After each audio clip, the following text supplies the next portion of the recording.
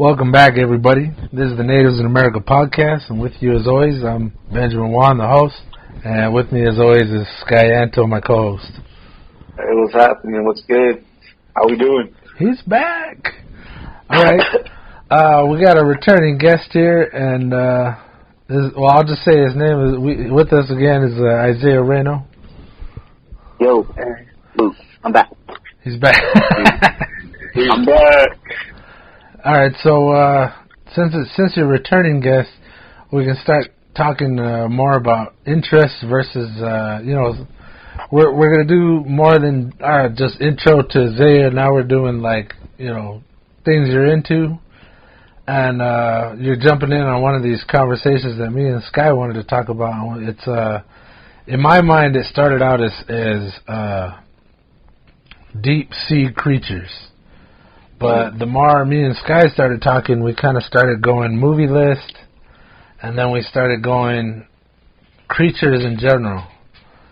So we're gonna do the list, and then Isiah, you're gonna hop in when it feels right. A little bit of some hopscotch going on here, and you just jump in where it feels right, and we'll go from there.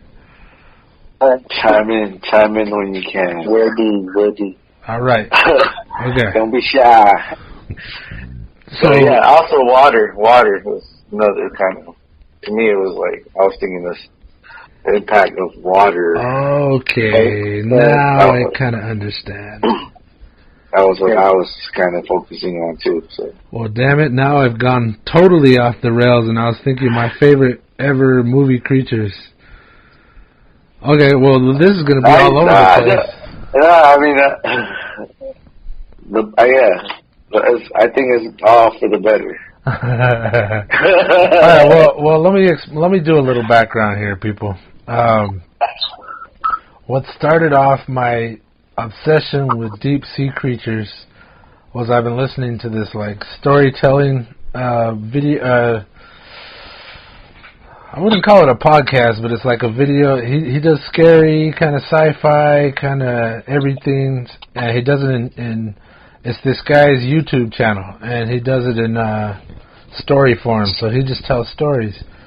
And they get really good. Some of them creep me the hell out, where I start looking over my shoulder in my house, I'm walking in my own house, and I keep checking the corners of the room before I totally step in, I hold my breath before stepping into a room with the lights off. I've been watching so many of his videos. I've been binge watching it, and I'll put up a picture for him. But his channel's called Mr. Ballin. Have either of you heard of it? It's it's Mr. Ballen, and it's basically his last name. But he does every now and then he'll do top 3. Stories, and what it is places you're not supposed to go and people went anyway, and then he tells the outcome of it, and it winds up being, they're usually pretty damn negative. Yeah. Alright, so anyway, so what I'm saying is he did a few things about deep sea creatures, maybe not even deep sea creatures, but he was talking about diving, and he was talking about these deep sea saturation dives.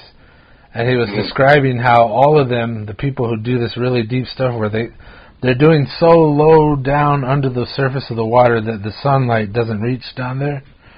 And he says when they're doing their work, their light sucks so bad that a lot of times they'll be down there, and all of them have experienced where all of a sudden the water rips really hard and stuff's getting all knocked around, and they know there's some kind of huge creature that they can't see, but it's out there with them,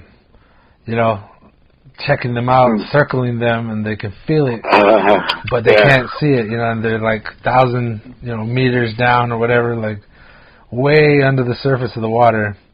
And, I always get claustrophobic when I'm listening to, scuba kind of things where there's divers involved and oxygen tanks, and, you can't come up fast, so you got to go slow, and it's all about timing, and usually when stuff goes wrong, they're like, oh, I'm out of air, and that's it. They're just done. So anyway, this got me thinking about how scary and terrifying these creatures are, the things that we don't know are down there. and that's the topic that I've sent out to Sky. And from there we said, well, let's talk top 5 movies to kind of kick us off. And then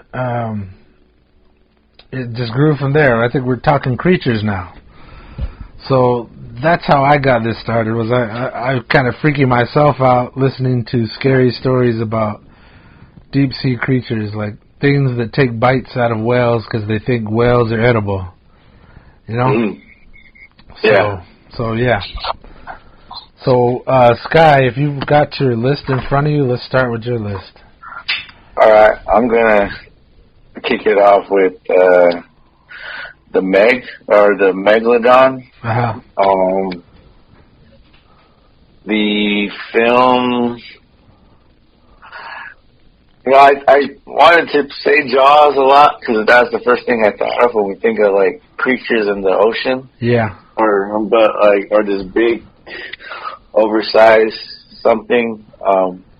Yeah. But the Meg was kind of like the blockbuster film that recently came out that was about the sea. Yeah, I mean, it was like... I see. Zay, you see that? Which one? The Meg. Yeah, I've seen it. I've seen it. Yeah? Yeah. Well, what happened, I mean, something happens where there's like a portal that's in the ocean or like a layer that somehow opens up and it's like all these creatures from way back when that were unable to reach the surface, but with this little, whatever scientific mistake they make, this big-ass whale, whatever the Meg was a shark, it was an oversized mean-ass fish, but it was, again, like kind of like this, it was from another time. And I think that was what I was thinking about is like some of these ancient things that were discussed like from the people before, and they're still kind of there. Yeah. Well, you know, a lot of these creatures that were, whenever they're big or they're huge, they've been around forever.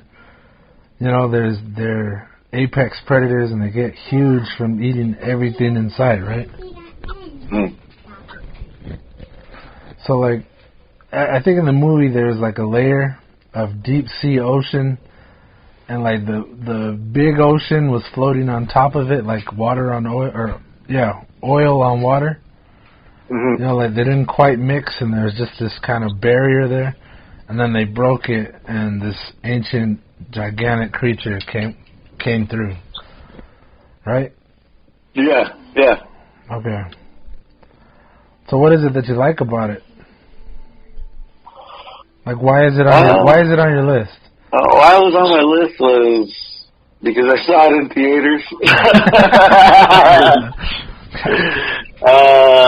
Yeah, I think, man, that would probably be it. Because it was just like I said, like Jaws, like whenever Jaws came out, that was like the movie to see. That was kind of this, again, this creature in the water. Mm. And I think that was my experience of kind of doing that with the Meg. It was like, oh, it's scary. You know, what's funny too about Jaws and these movies where it's like the less you see of them, the more scary it is. Like, yeah. Like you're more scared of the impact they make, but you don't really see them. Mm-hmm. You know, so I don't know. It did its part as a film, and I was interested. But yeah, I mean, it wasn't. Yeah, I enjoyed it, but it was only because like my next one is almost the opposite of that movie. Uh-huh. So,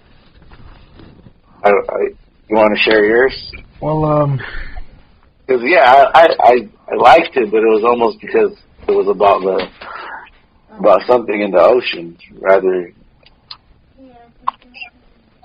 I don't know, maybe just had a question. Are you guys scared of the ocean?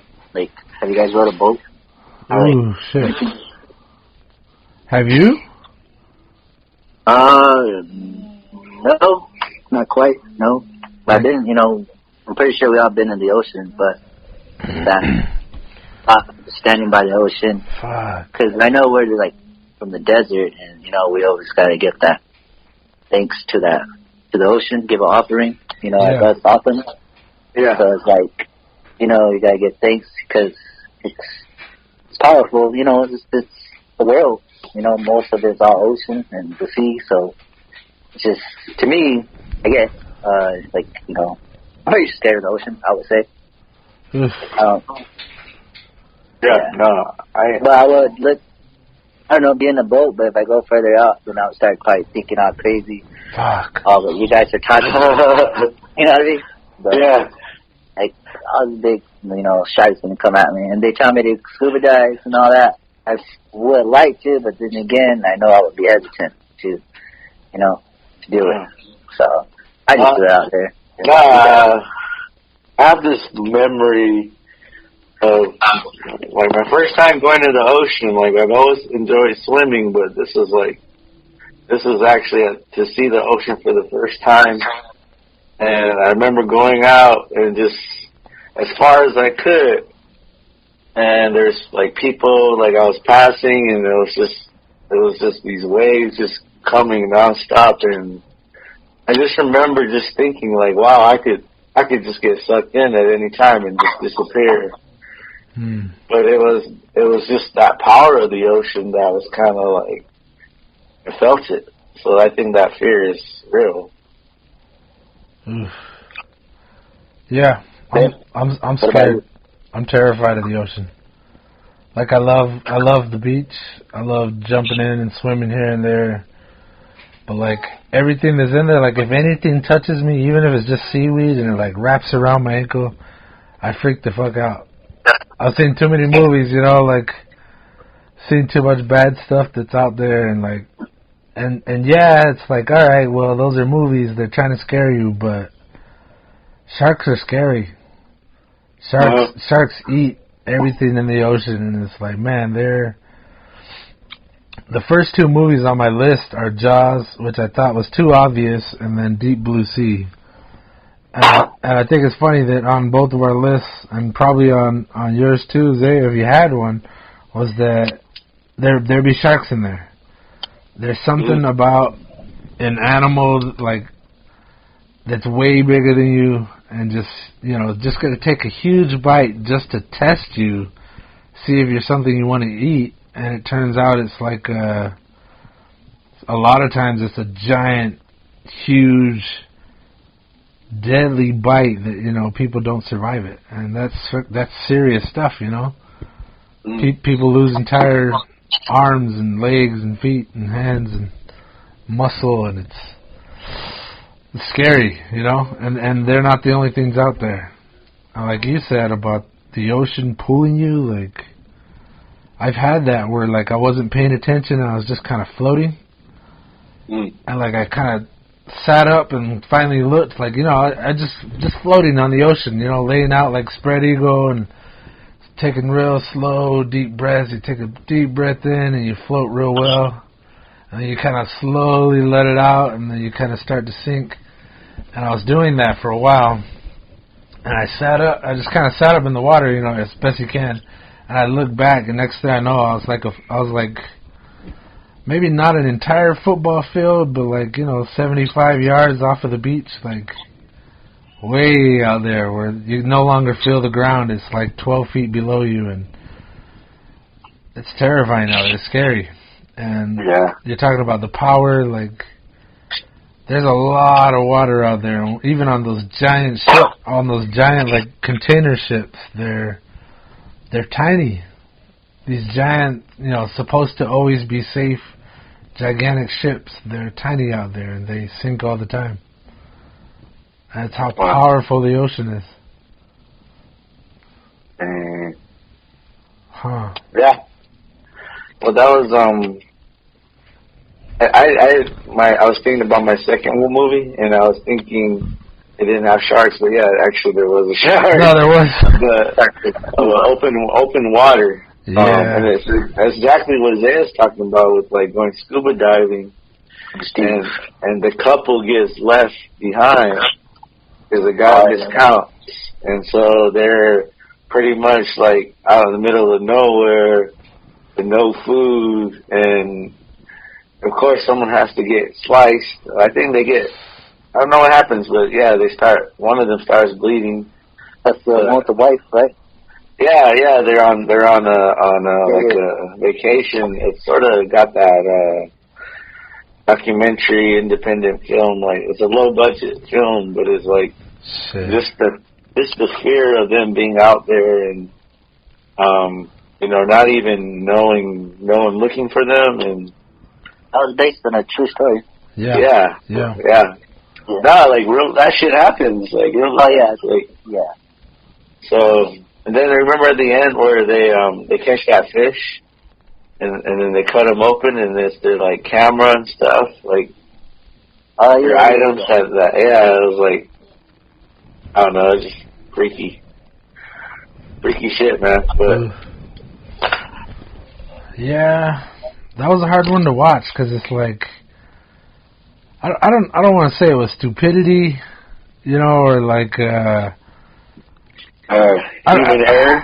Yeah. Well, that's the thing. Like on that guy's YouTube channel, I've been watching it and like listening to him. I've been watching him tell the story, but it's like a lot of his videos have to do with people dying, and a lot of it is just little tiny accidents.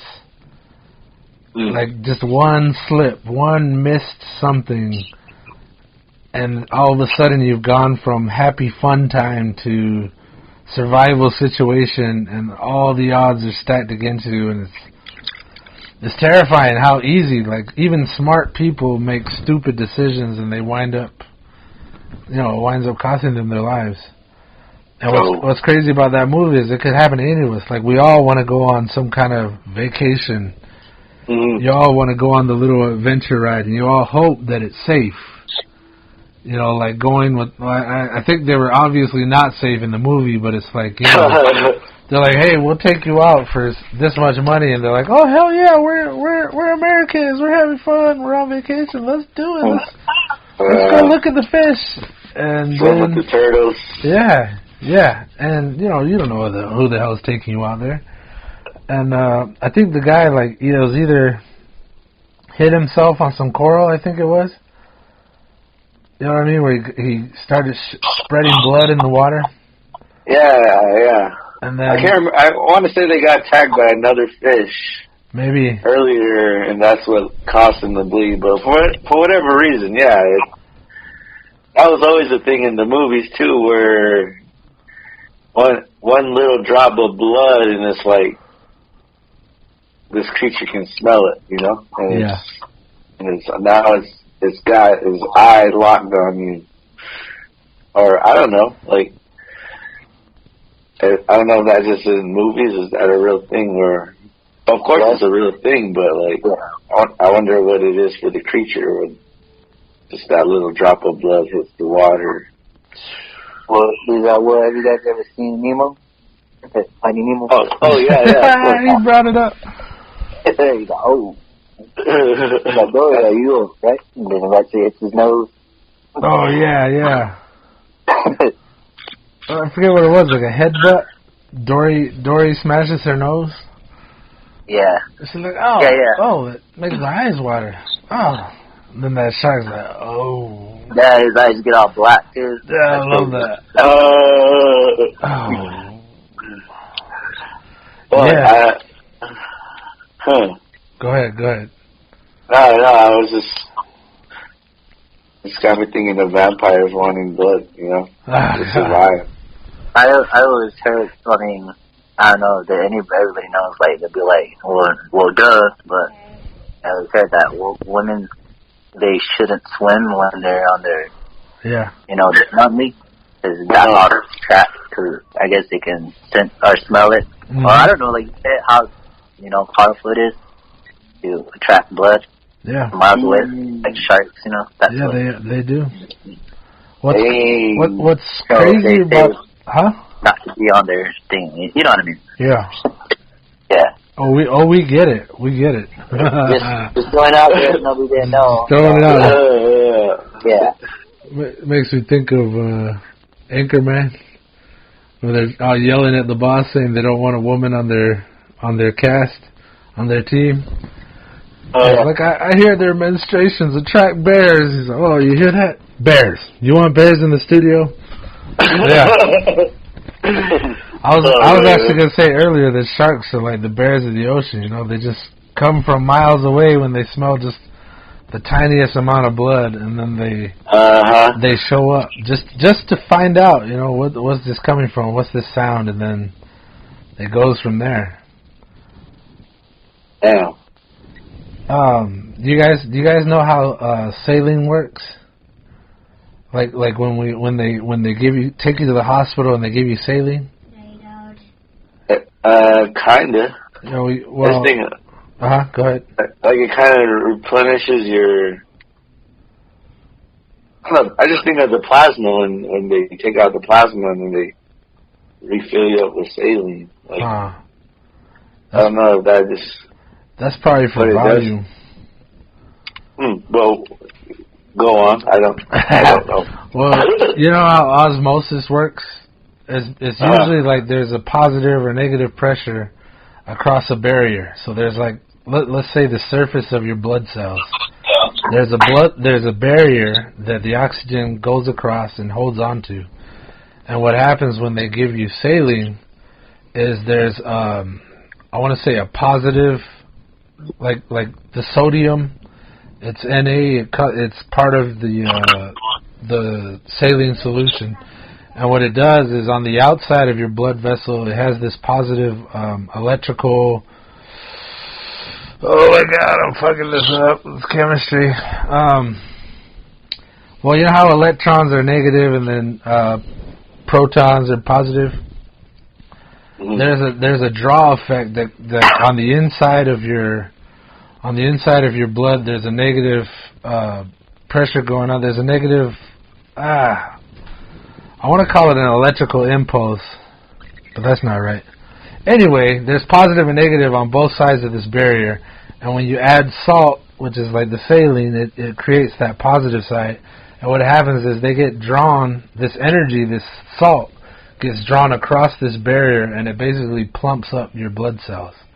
And when your blood cells are plumped up, they can hold more oxygen.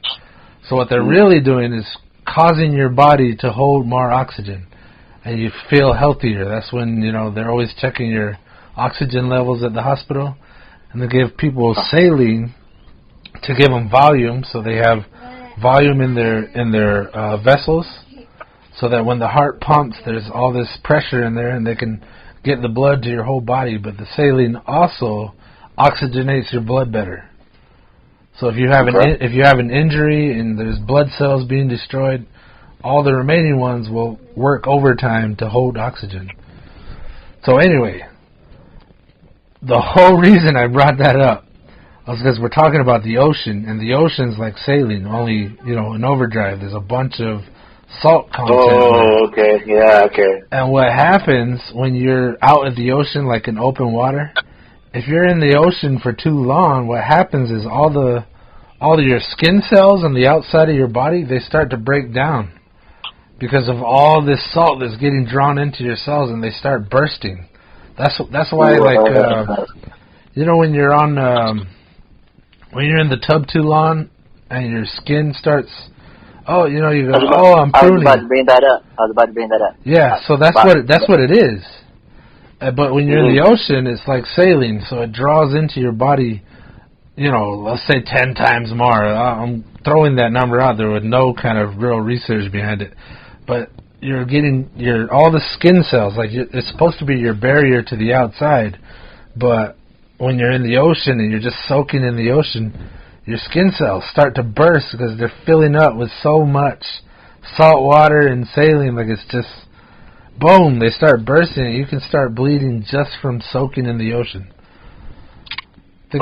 So, like, The other movie that just came to mind was the USS. Nick Cage was just doing the movie. Hey, can I throw something out there real quick? Yeah, because go for it. You're talking about the whole your hands get wrinkled and all that. Yeah. Like all old. I saw it like this post, and you know the way you explain it, kind of like, all right, so that's what it's cost. But you get it when you get out of the shower, if you take too long, or you're in the pool. Yeah. Yeah. Yeah, and then I read it said that the reason why it gets like that is because like it's for us to like have grip underwater or something they were putting it. Like, what? Yeah, like that's what it's for. Like they're saying whatever that thing. Maybe it's just something they probably wrote, but the way it showed the hand and saying like, yeah, that's to grip like, for underwater purpose. But it's just throwing it out there. And to me and the other homie, because he posted it, so he cracked that. He's so that means we're part fish. And then I was thinking about I don't know if you guys throwing that movie. I will get to it. That movie, I'll throw that part in. But go for it. Huh. Gripping, huh? Yeah. No, you think about it. That might be true. I've never heard that. I was just thinking. I was thinking of Waterworld. Yeah. Yeah. That's on my list.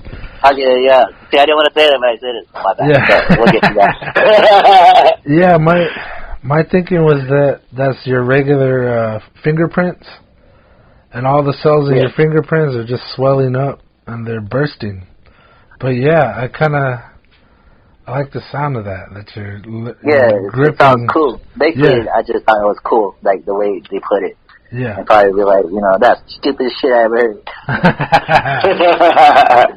But for one thing, though, I get that like crazy, like real quick. And like, I remember I was in a sweat, and I was with the people.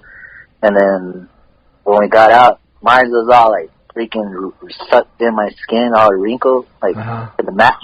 Wow. To the point where like my soul was sucking in my skin, out of my skin. So, and then I looked, and then the other. Remember I was telling you about that run in Guatemala? Yeah. So the Mexicas, meaning the Aztecs, my friends, my homies, that run with us. And I was showing my hands. They were all freaking out, and then I said, "Let me see your hands." Like they all put theirs. Half of them didn't even have like wrinkles at all, or even have. They had a little, but me, out of all of them, they were all like freaking out, like ooh. And I was all like looking at them, and one of the girls, she's like ooh. And I went up to her, I tried to touch her shoulder, and she was all moving away from me. It's like, they're saying something in Spanish. Basically, I think they're calling me old man. Yeah, just something to say, about that, the part we were talking about. Yeah. Alright, let's get to your next list. I think, I'm going to go back real quick, but it was the Indianapolis, USS Indianapolis. In the story, they're the ones that delivered one of the bombs to Japan, one of the nukes. And they were on such a top secret mission that when they delivered the bomb and tried to leave, they got hit by torpedo fire. And because it was so top secret, nobody was waiting for them and nobody was looking for them. So they just basically got left out in the ocean. And what's crazy, what I've been learning more about sharks is that, I've seen white tips and black tips. They're a little bit smaller, but they're... if you ever see them swimming, they're freaking beautiful. They're built for speed, kind of thing. The sharks I'm talking about, the white tips and black tips. I've seen them at the beach, but like they're really deep sea creatures. Like they're really, maybe not deep, but like they're out in the open ocean. And they're usually what you'll see. Like if you're in like shipwrecked or whatever, and you're stuck out at sea, they're usually the type of shark that will show up first. Like other types will show up from far away, but these ones are the guys that like they go out and they're the type to attack like wrecked ships. And that's what they were coming in contact with on the USS Indianapolis. Like they were out there, I think they had like 1,000 people maybe, and like maybe 200 or 300 got out of the ocean. Like, made it back. It was crazy. Something like that.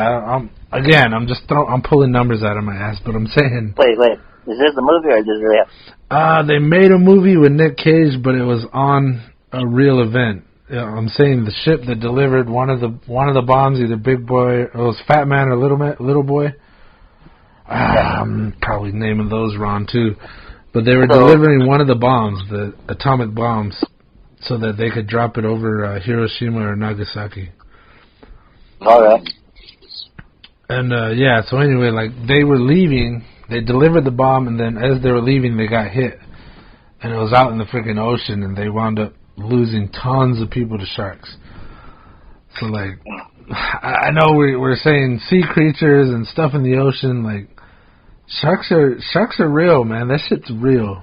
Oh yeah. Like we can't exclude them off of this list at all. Like I would love to, but they're a true threat out there. Okay. Speaking of like the shark thing, I saw another picture. They're saying if you turn did you look underneath the shark and you turn it upside down, like the picture? Yeah. It shows like their teeth, since you can see it, because it's like a V shape, and their whatever, like their what do you call it?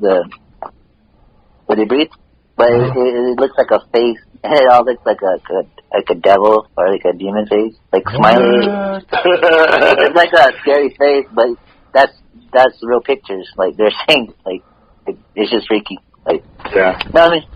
Yeah, I see it. I think I know what you're talking about.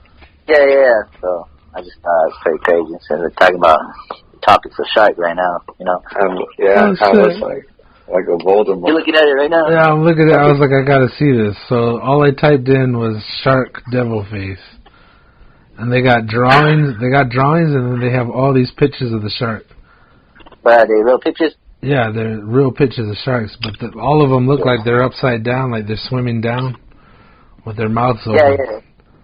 Yeah, like they're smiling, or just a scary face, basically. I don't know. It's just cracking up, like, They look like those, was it laugh now, cry later faces?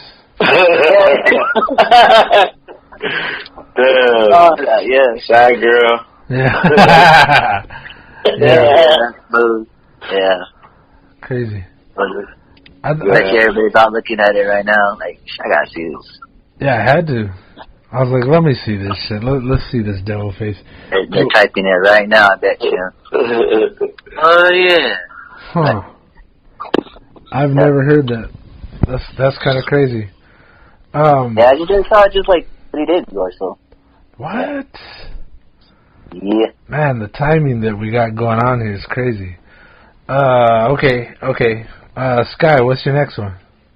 My next one is, I remember renting this movie back in VHS days. Anaconda with J-Lo and Ice Cube. Wow. That's all I needed to know. And you're like, I gotta see this. Throw a big snake in there, and boom. I saw that in theaters.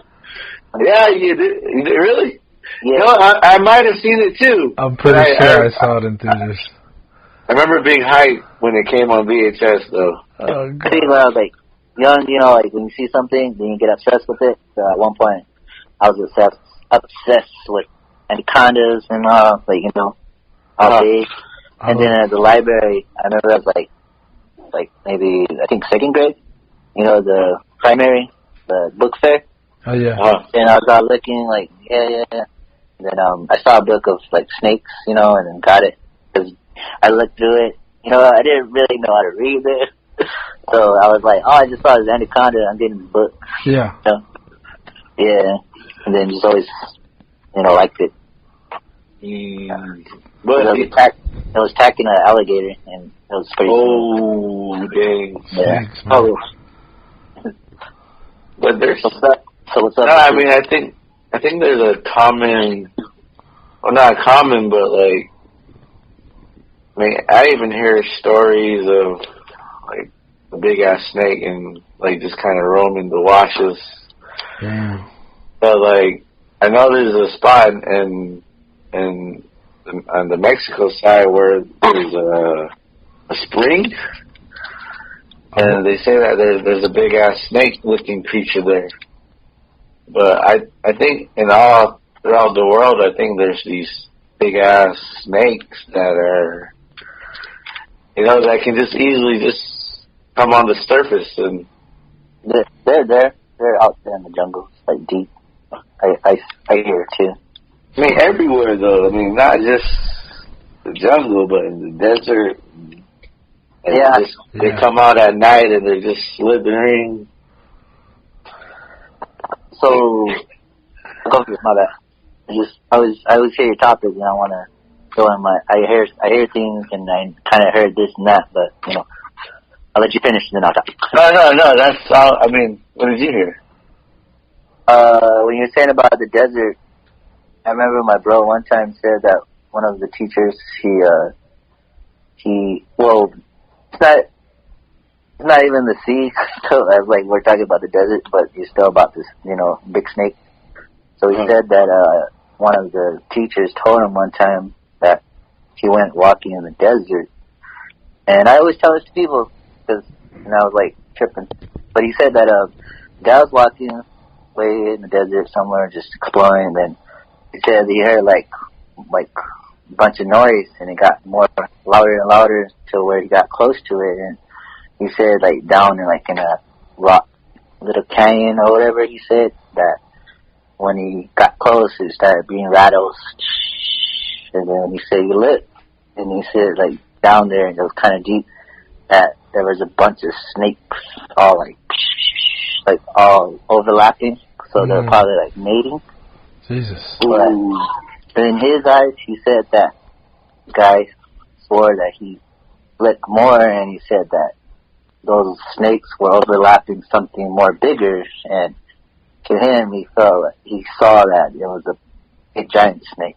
Like, he explained it was an anaconda. What? So, it's what he said from a guy, maybe this guy was awesome or Metacon, but he told him that. So, he wouldn't just lie to a student, to the teacher. Well, maybe, even though you had, the books and everything with the whole, but I'm just saying, like, he always told me that, and it was kind of weird, like, imagine a bunch of snakes on top of a big-ass snake.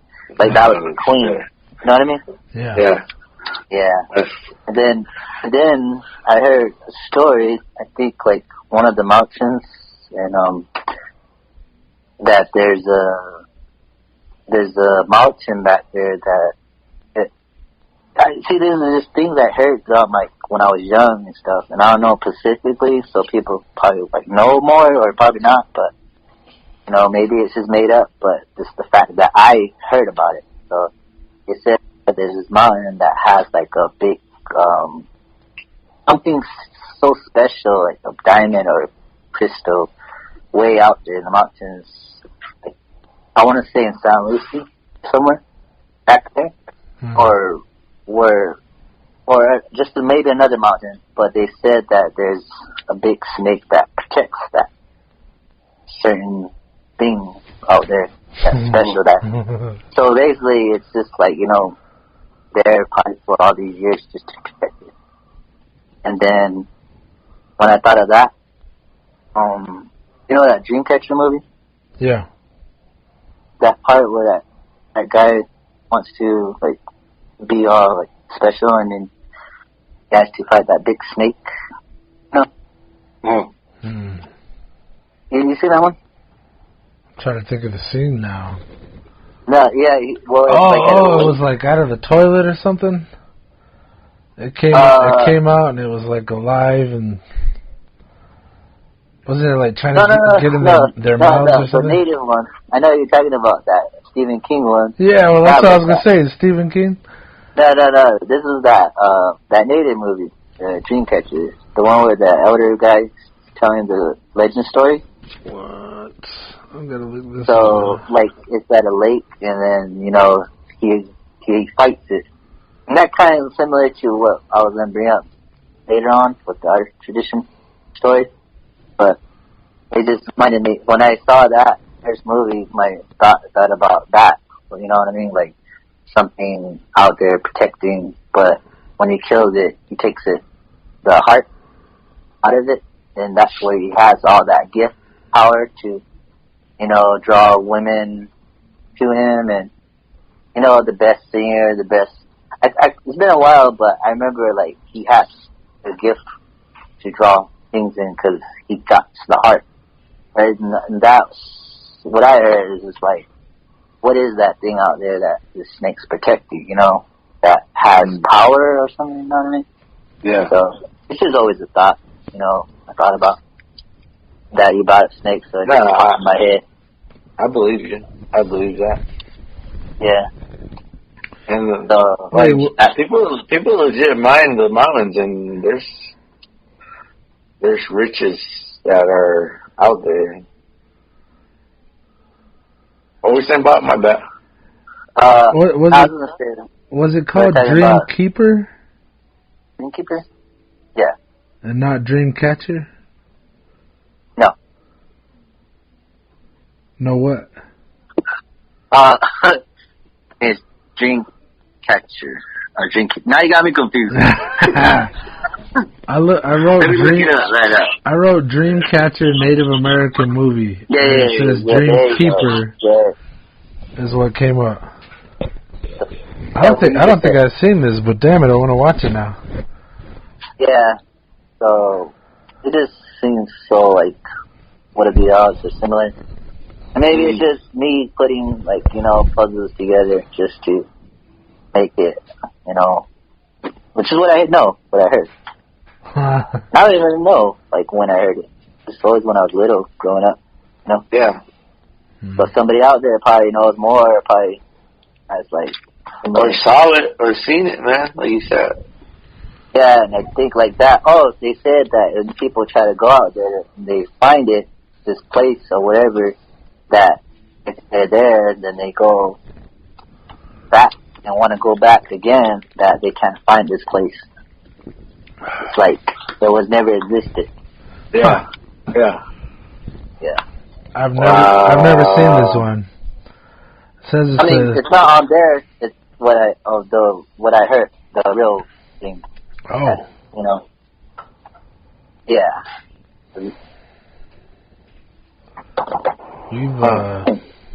I don't know where to go from here. What is your movie? What? My movie? Yeah, okay. Is that you talking to me? Telling me? I got one. Oh, so throw one out there, man. Alright, wait. You want me to talk about a movie?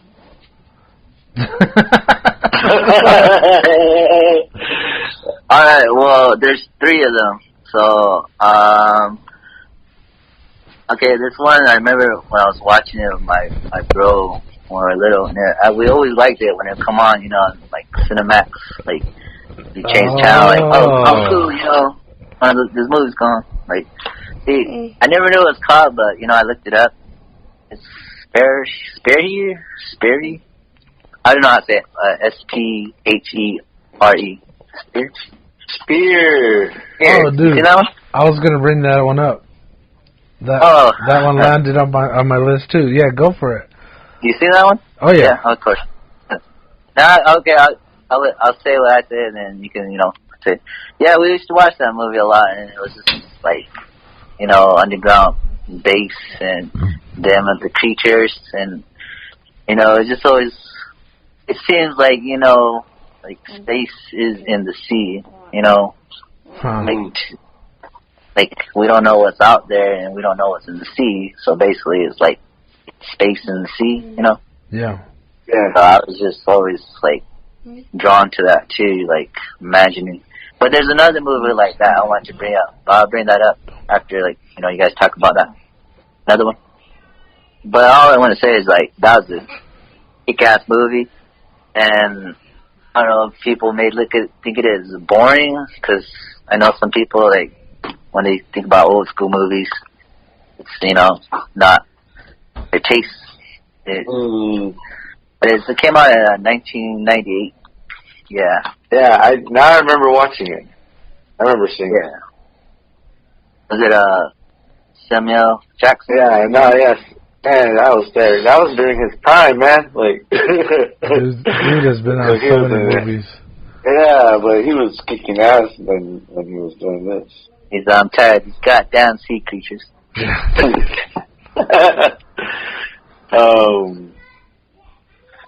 Well, it was funny not to get off topic, but he was on snakes on a plane. What were we just talking about snakes? Yeah, but Jesus. Let's start to relate it. I don't know no snake.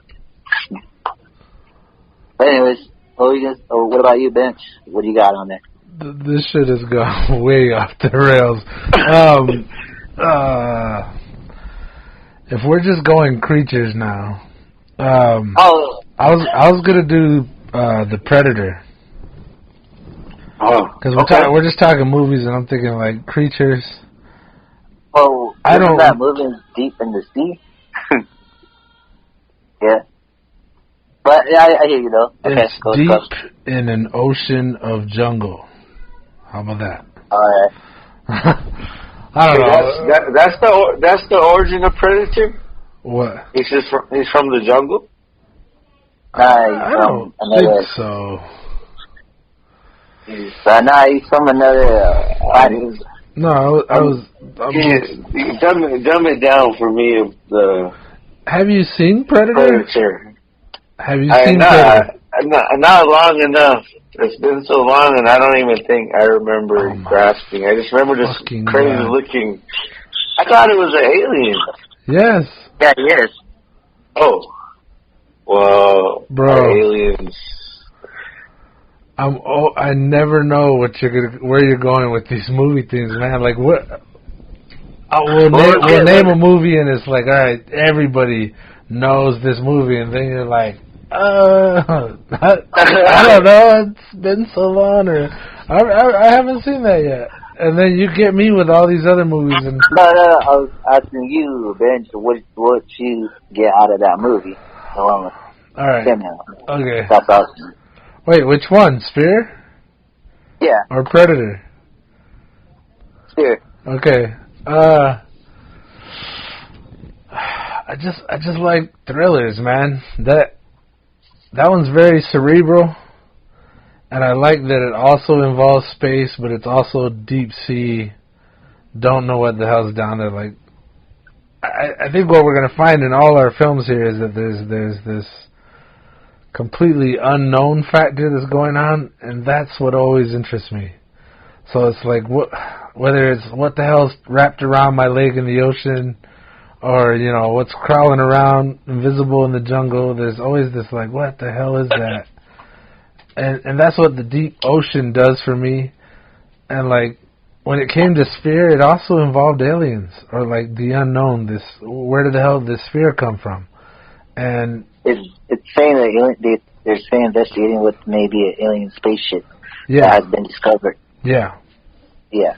But the numbers didn't add up. It was like they were talking about how quickly coral grows, and it was like deep 100 feet under coral, and they're like, all right, it takes so many years for coral to grow an inch or something. It takes it grows an inch in a year. And it was like 100 feet deep into the coral. So I was like, holy crap, this giant, specially developed, better than anything we know of, crashed here thousands of years ago. And it was like before we even have our technology. So what I loved about it was like, all right, for one part it was like we're unlocking the mind. Well, first we're talking aliens, all right? And exploring the alien craft. So it's like trying to make contact. I love that on any kind of movie. But then it's also under the ocean, at the bottom of the ocean, on the ocean floor. A completely unknown place for me. Like you can only imagine. And I always think it drives me nuts that we're so gung-ho about leaving Earth when we have barely even reached the complete depths of the Earth. Daddy. What? Do I have to see? No, I don't. You got it, boy. So I really love Sphere. It was like, all right, we're exploring aliens, we're coming in contact with aliens, and we're going under the ocean. And then after that, if anybody's seen it, if you guys have seen it, it becomes this mind-bending, opening and unlocking the power of the brain kind of cerebral thriller, and I loved it. And as far as creatures go, like, they were creating creatures with their mind, which was this whole other mind-bending factor. So yeah, it was a good movie. And some, I don't know, the sphere is the creature, maybe. Or maybe it's all of them. Oh, okay, yeah. Like in the end, I think what they were kind of saying was like, oh, it's us. Like, we're not ready for this awesome power that we've been given. They kind of screw it up, So, yeah. So in a way, it's like their minds, the human mind is the creature. We're not capable of harnessing the power of a god, I guess. So yeah, that's how I feel about that movie. It's interesting that you were thinking about it too. Yeah, I grew up on, that's my shit. Like weird things, weird movies, everything about it. Yeah. That's weird. I think that's what we're on here now is the weird. Like, I don't even know if it's creatures so much now. Well, it is creatures, but we're pulling away from the ocean. That's what I got from Sky when he said that he wanted to be, so what was it about? And when he said, deep sea creatures or just deep sea, yeah. First thing that came to my mind is like, oh, I got something, to say about that, like deep in the sea. Yeah. Yeah. So, I think we're on my topic now. Yeah. We're in your sphere.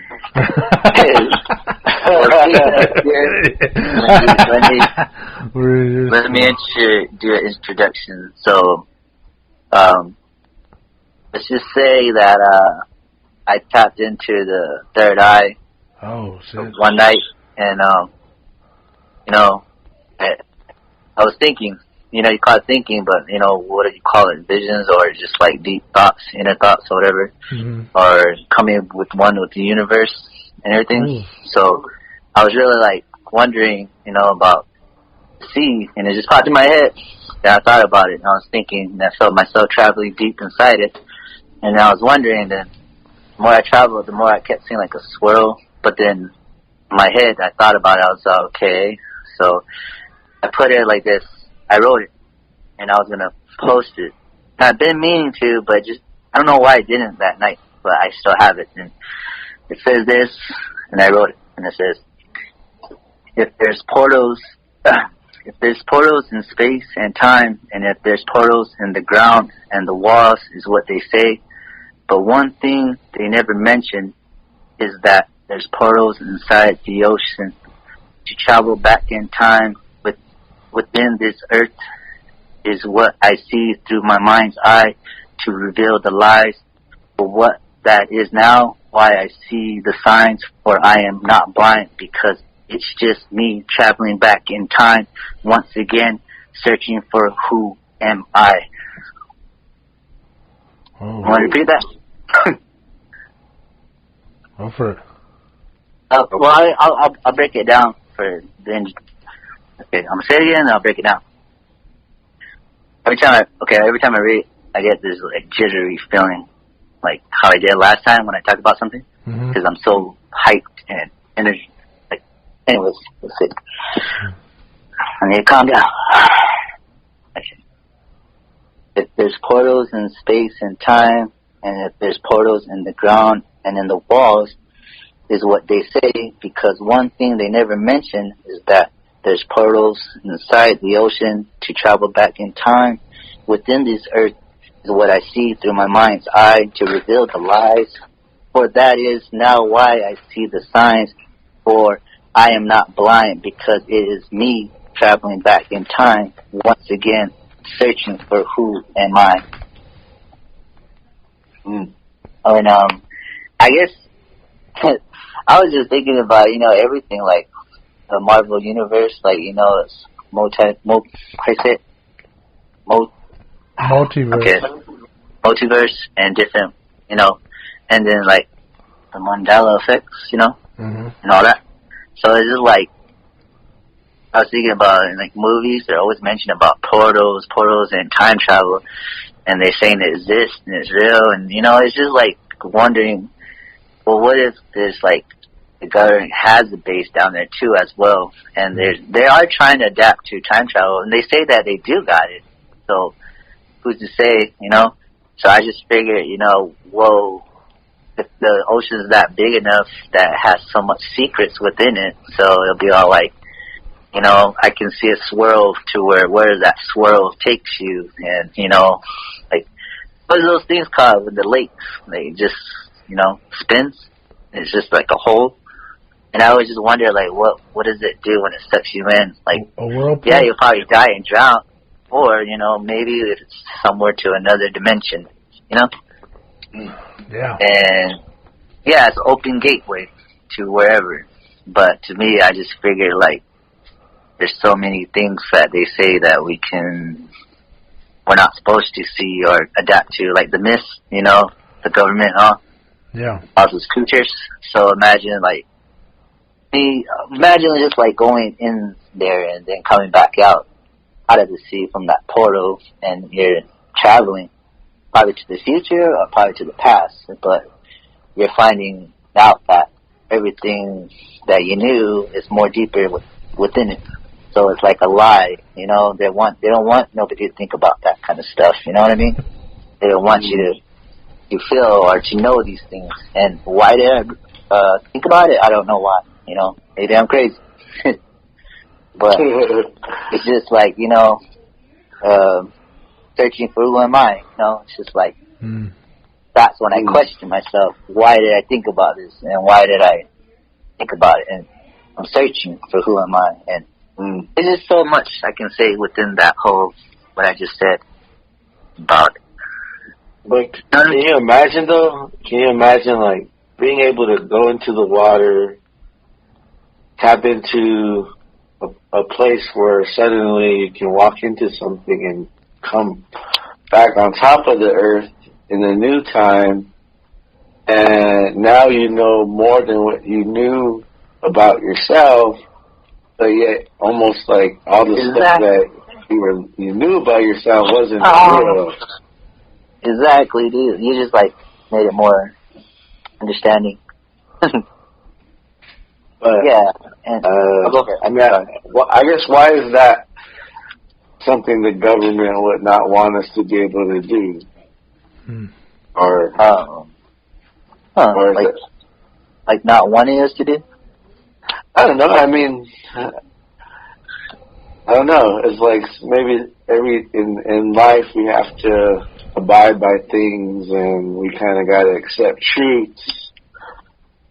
But, you know, sometimes you do it for so long, you kind of...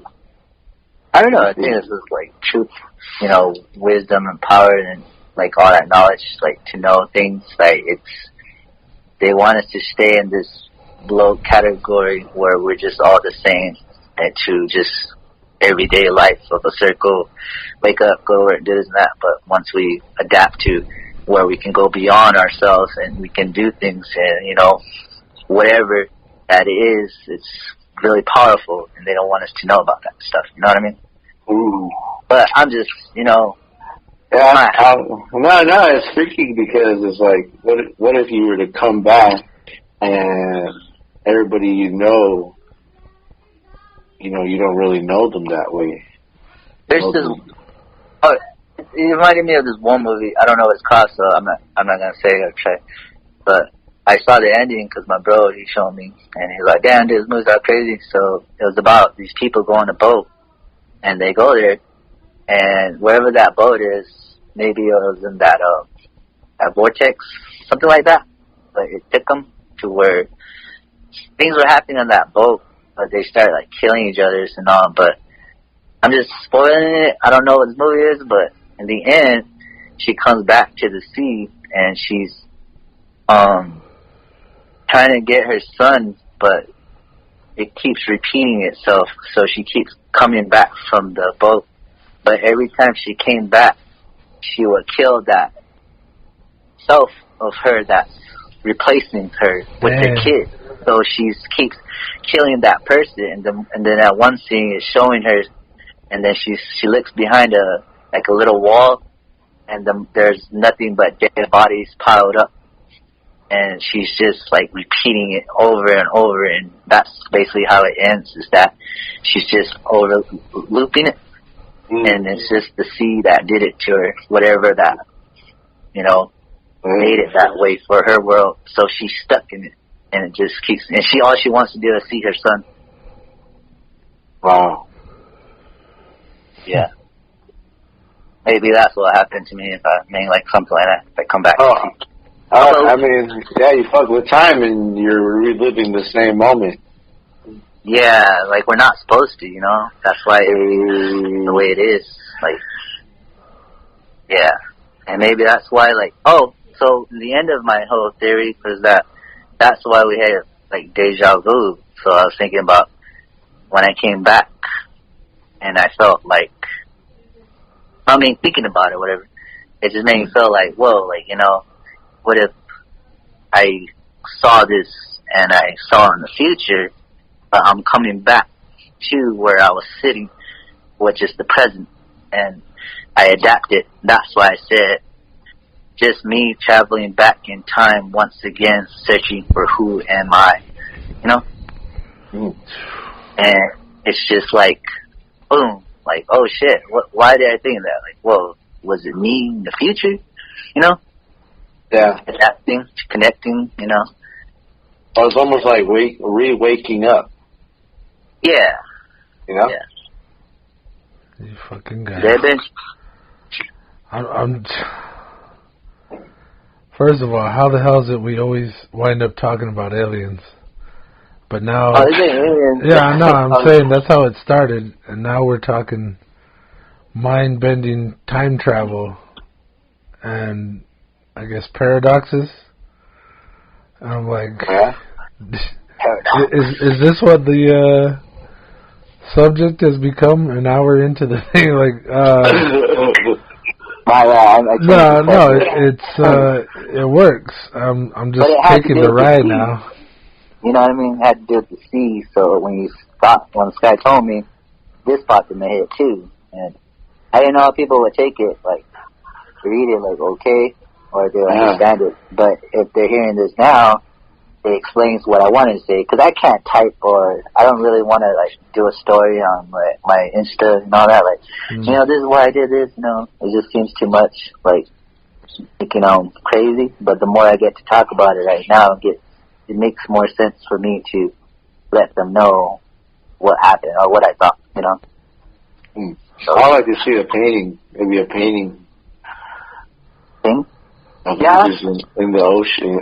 In the deep sea, just finding a portal. Alright. Okay. Alright, so let me take the wheel for a second here. Oh, yeah, go ahead. I've got something on both of those. You got time travel and you got aliens. Alien-wise, and I think I brought this up in our alien episode earlier, at least the warm-up, was that the Russians have been openly acknowledging that there are different types of aliens out there, and when they're in the oceans, they see them all the time, coming and going as they please in and out of the ocean. Yeah. These UFOs, like almost like it's the origin, like they're coming, they show up, they go back in the ocean, they show up coming out of the ocean, and they see them all the time, and like, we're talking governments keeping secrets. Our government is more like a stranglehold on information. While Russia, they're kind of like, you know, that's Macedonia, comrade. Like, fuck it, you're all hardcore Russian babies, and we're gonna handle any information we throw at you. And they openly discuss the existence of aliens and the fact that there are good and bad aliens, and they're battling all the time in our oceans. So that's my aliens part, and then. Since we're still kind of talking about ocean, I'm going to talk about this time-traveling experiment. Well, I suspect it was a camouflage experiment that turned into a time-traveling experiment. So there was these, and I want to say that I believe Einstein was a part of it. But what they were trying to do was create a ship that could basically disappear. So what they were trying to do was create camouflage where they could make themselves see-through. But in doing it, they kind of screwed up. Like what they did was they had electrified the entire surfaces of the ship. They had like these superconductor electrical poles and electricity. They were trying to create energy fields around the hull of the ship. Oh. And what ended up happening was when they turned it on, yes, they went invisible, but at the same time they disappeared. Like nobody saw them for like a week. There was this whole period of, oh, where the hell is this ship? We're experimenting it, we're tracking it, and all of a sudden it disappeared. So what they were trying to do was create an optical illusion. But what they ended up doing was basically, in my theory, they were phasing out of time. They disappeared themselves. And I believe the theories were shared by Einstein. So I only bring him up because when you drop his name, everybody's like, oh, Einstein. Oh, yeah. Mr. Physics and string theory and the beginning of, everything being related. And what ended up happening was maybe a week later, I think this is the story, and it's one of our ships, so it's like a USS something. I want to say Philadelphia. If you've heard of the Philadelphia experiment, or wait a minute, I think that might have been the atomic bomb. Anyway, it's the USS something. I believe it's the Philadelphia, and they reappeared like a week later.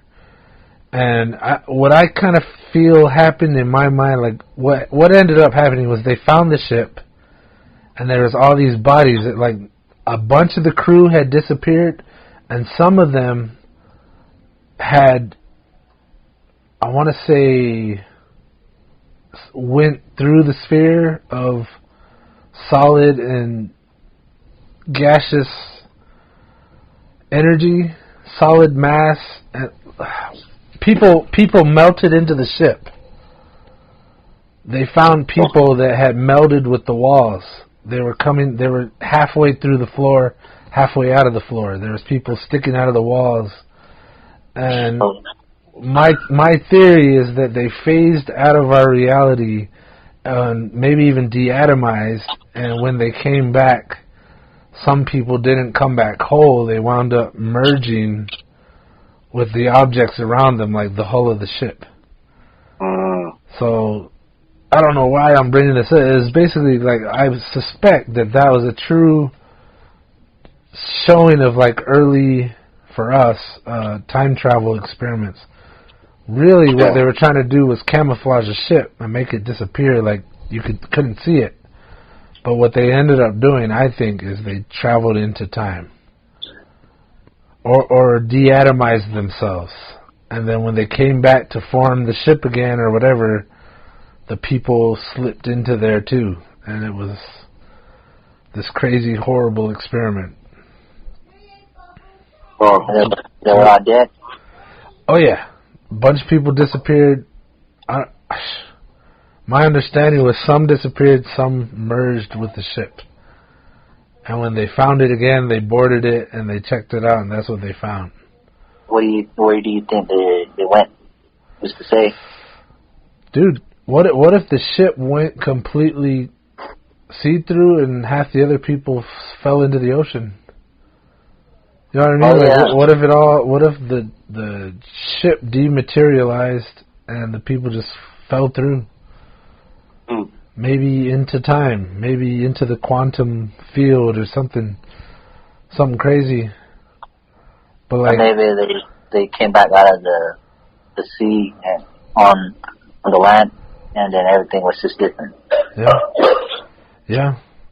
I suggest anybody who's interested in that should look that up, because it seemed like when I first heard about it, it was such a short story with very little details, but the details they had were so extraordinary and kind of like, what the hell, that can't be true. That it's one of those like head scratchers, like what the hell happened there? But it's a true story. Like we're always experimenting with shit, and you never know what's going to come out of it. Yeah, it's kind of weird right now because I'm off topic, but I heard something fall in my room, and it's like a cup. So I don't know. Maybe we're getting pretty deep in this. Okay. I looked in there right now, and ain't nothing there. I'm not no joke. Well, what is the percentage of the Earth and the water? Like, what is that again? You know? It's huge. I heard that. Sorry. No, go ahead. Like, how much more water? I heard that somebody once told me. He said that the sea, you know, is of course it's more than the Earth, like land. So they said that there's mountains down there, like maybe 2 times bigger as Mount Everest. Like the more they go down, so there's like mountains down there as big as Mount Everest, you know. And basically that's all I say. Like, you know, how big you say. Yeah. And who say? Oh, well. With that being said about, like, you know, the mountains and all, how big it is. And there's a Invader Zim episode where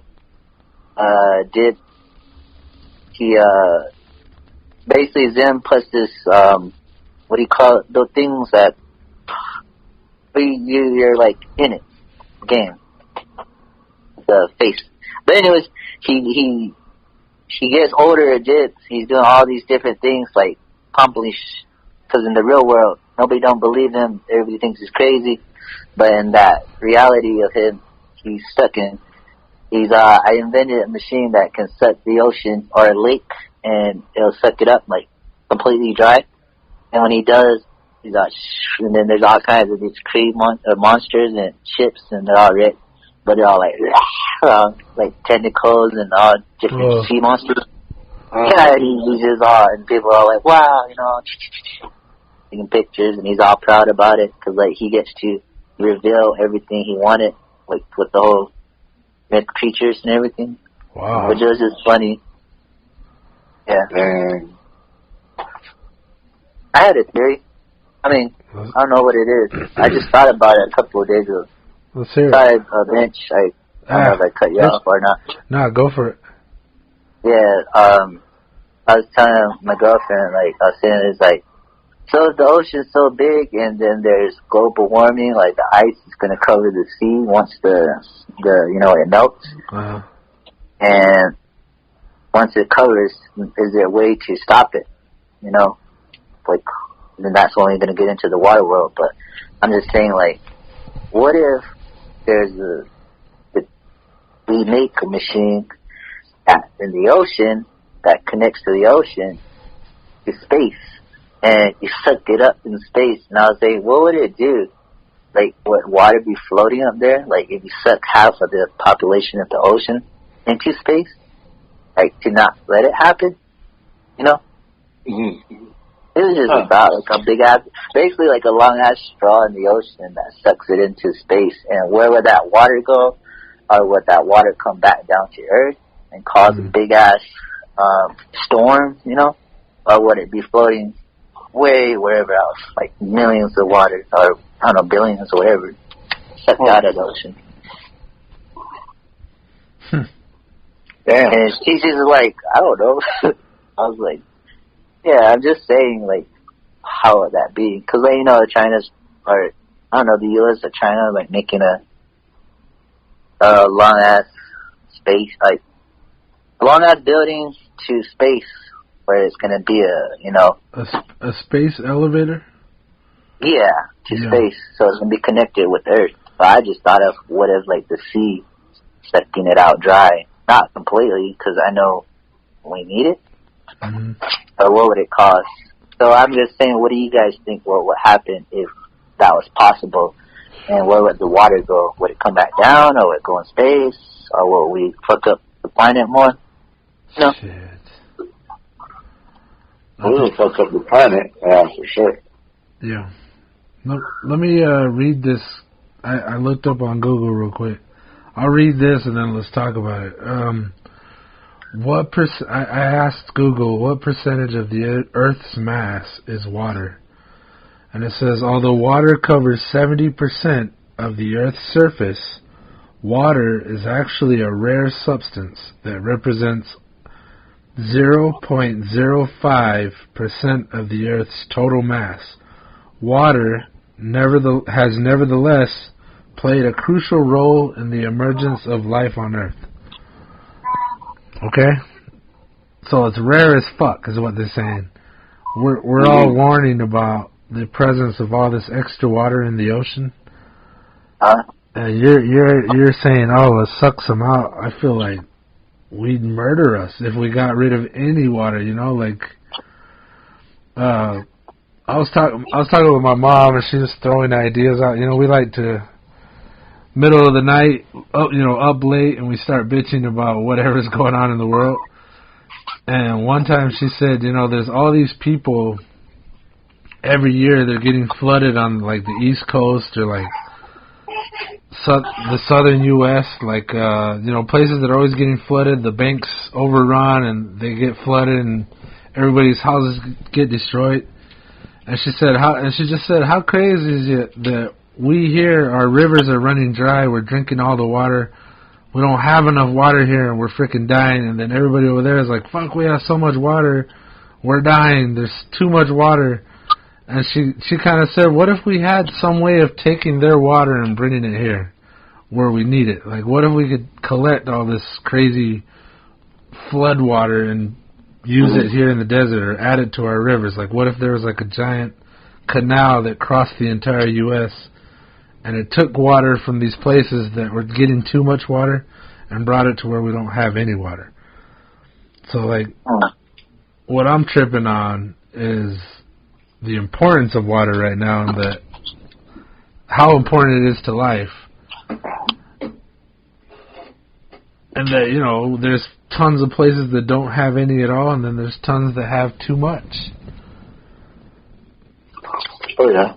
What do you guys think about that? Like, you're talking about releasing it into space, and I'm like, fuck, we're gonna die without it. I wouldn't release one drop. I'm trying to think what you basically said. Transferring water, you said? Well, you were talking about a space straw sucking the water out. Well, some of it, I wasn't talking about all of it. Yeah, but you were saying to help fight the effect of global warming, right? Yeah. Like global warming, our oceans are rising, and it's a big problem for every, you know, civilization that lives on the edges of the ocean. Yeah, because you see every day they're saying it's breaking off, like icebergs and all. Yeah. Yeah.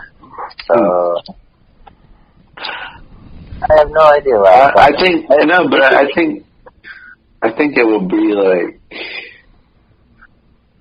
not so much like throwing our problems somewhere else, but just water is, if it's so rare and so natural to this place, then if that's what's supposed to happen, then that's what's supposed to happen. It just seems like us humans sped up the process now, because some of that stuff might have been on the verge of happening already, but then happened before. Yeah, it can just happen again. Yeah. Yeah.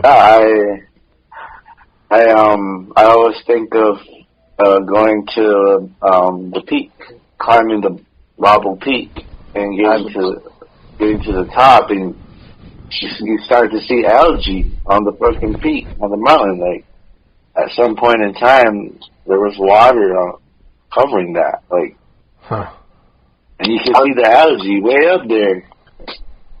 I was gonna bring up that too, like not that part, but you know about the legend, how it flooded. Yeah. The big flood. Yeah, I was gonna bring it up too now.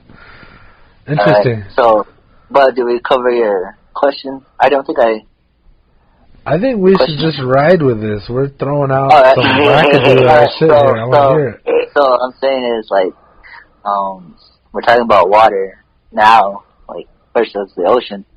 So when you said about, you know, stuff like the tsunamis and all that, like, that is going to come again. But I think that's where the culture comes in to offer us optimists to, because we're in the desert, to get things to the ocean.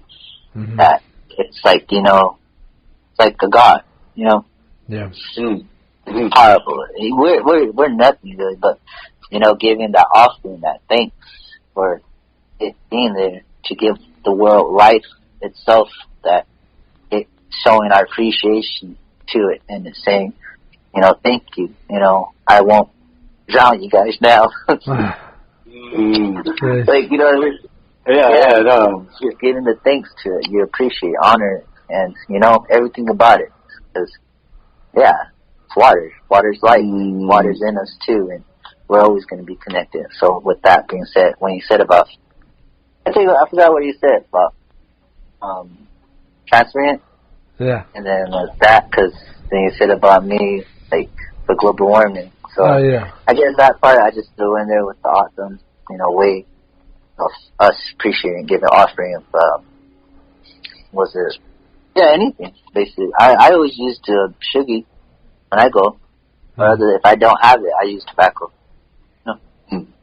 And, pretty much that part I wanted to say, and then how that we, our legend story, we were once in the sea world too. Like, we had to go on the mountains, and I have dreams. Okay, so we're going to dreams about water and lakes. Have you guys ever had dreams about the flooding? Ever? Like the big flood, or just flooding in general? Yeah, the big flood. Oh, no. Have you ever had a dream? I had like 2 of them. So I'm gonna say 2. And so I remember one, I was on top of the sales tank, right there behind the primary. That one up top. Yeah. And I was up there, and then the mountain were on the north side, behind the airport. So that mountain, a big river came down, and I saw it coming. And it wasn't coming from the west; it was coming from the north. And then it came over, and it looked so beautiful, like because of the big ass waterfall. Yeah, there you go, a waterfall. Yeah. And I saw it traveling, and it got closer, and then for some reason it came from the west now, and then it covered, and it went probably about 2 stories, 3 floors high. Can you imagine? And I looked at my house, and I saw it got covered, and I was like, dang, like, tripping. Like, I got work from my mom, my grandma, everybody, the family, and not just that, like, thinking about certain people, because the more you look, it was everywhere, Yeah. Like, as far as you can see, and I'm at the tank, so it didn't go that high, because it was like that. But after, like, maybe, I don't know, like, 10 minutes, in my dreams, like, watching it, then slowly it started going down and down and down, and then it went to where it was just like a lake. When I was still up there, now I can see rivers and lakes everywhere, all through the washes, and not just there, but like in the streets. But it to me, I got this like beautiful feeling. Like, it was so fucked up that it happened, but afterwards, when I walked back down from the tank, I was walking, and when I was stepping in the water was so pure crystal, like really bright, shining, to where I had to like squint my eyes to look at the water, and I was just all like with joy and happy, and it was just so weird. Like, I should be sad, but I wasn't, and it was just so like, it just felt like maybe back then they said these rivers, we did have rivers running, like, the Salt River, Gila River. So I was just wondering, like, it's dried. There's lakes and places, and even like Northern California, like the lakes or the tribes, like, a guy took me traveling. He said, a long time when I was little, that this whole down, like in the forest, it was all lake, but when we were walking in it, it was all dry. So I was just like, back to us over here, I'm just saying, like, yeah, I was just walking, and then people were coming out. People were like just kind of. I saw kids playing in it too, but it was like above your knee high, and where everybody was just walking around like happy too with joy. But I don't know. That's when I woke up. Interesting. Like, wow. And then another one I had where 86, somewhere like that mountain by right there by the hospital.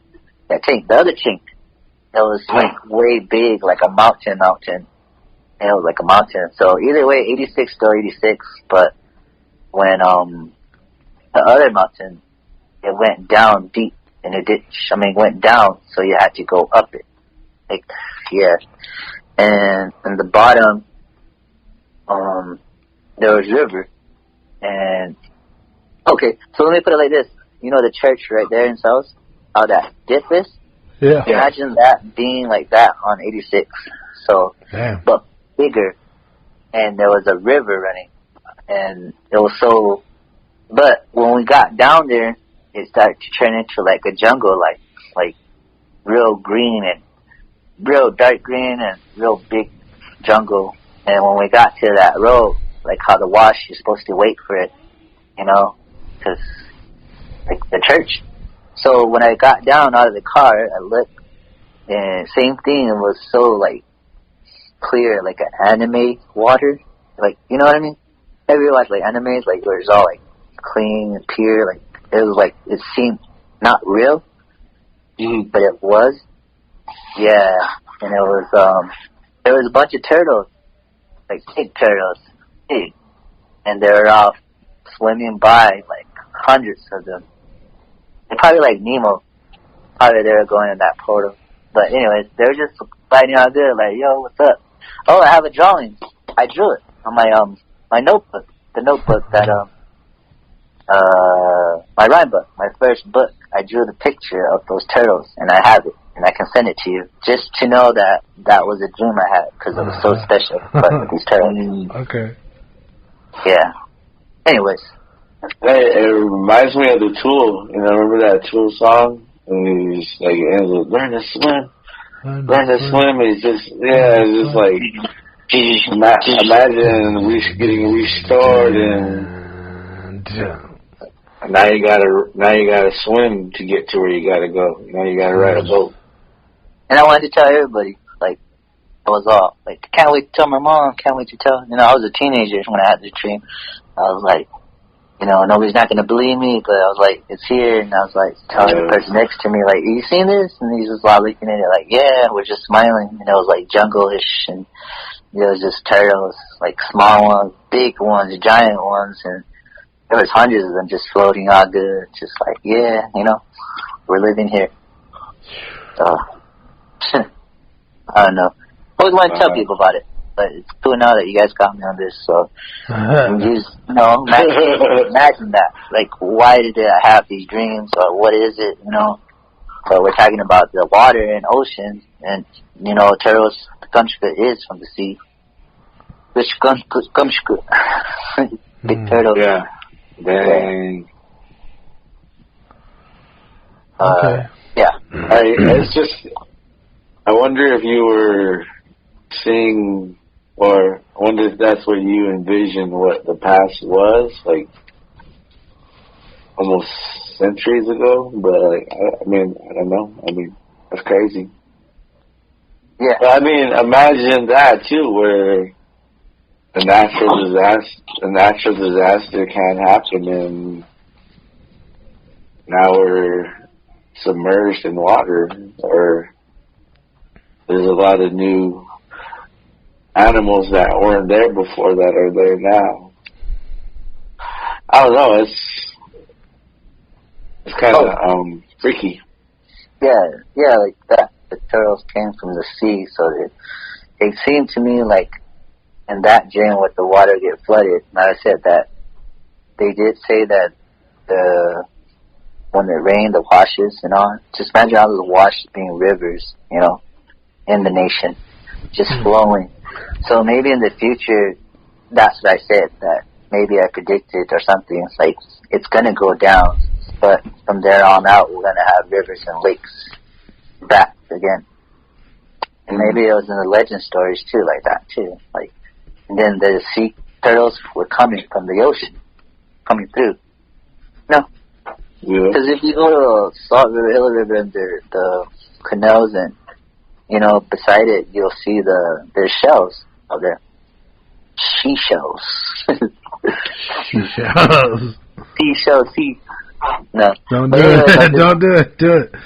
No. But I was just saying that they're out there, and it's in the desert. Because it was from the big flood. He said those shells, and even probably out here too. I wouldn't doubt it that there's those out there. Alright, I believe you. So I'm not crazy after. I don't know about that. Let's not jump on the gun there. All right.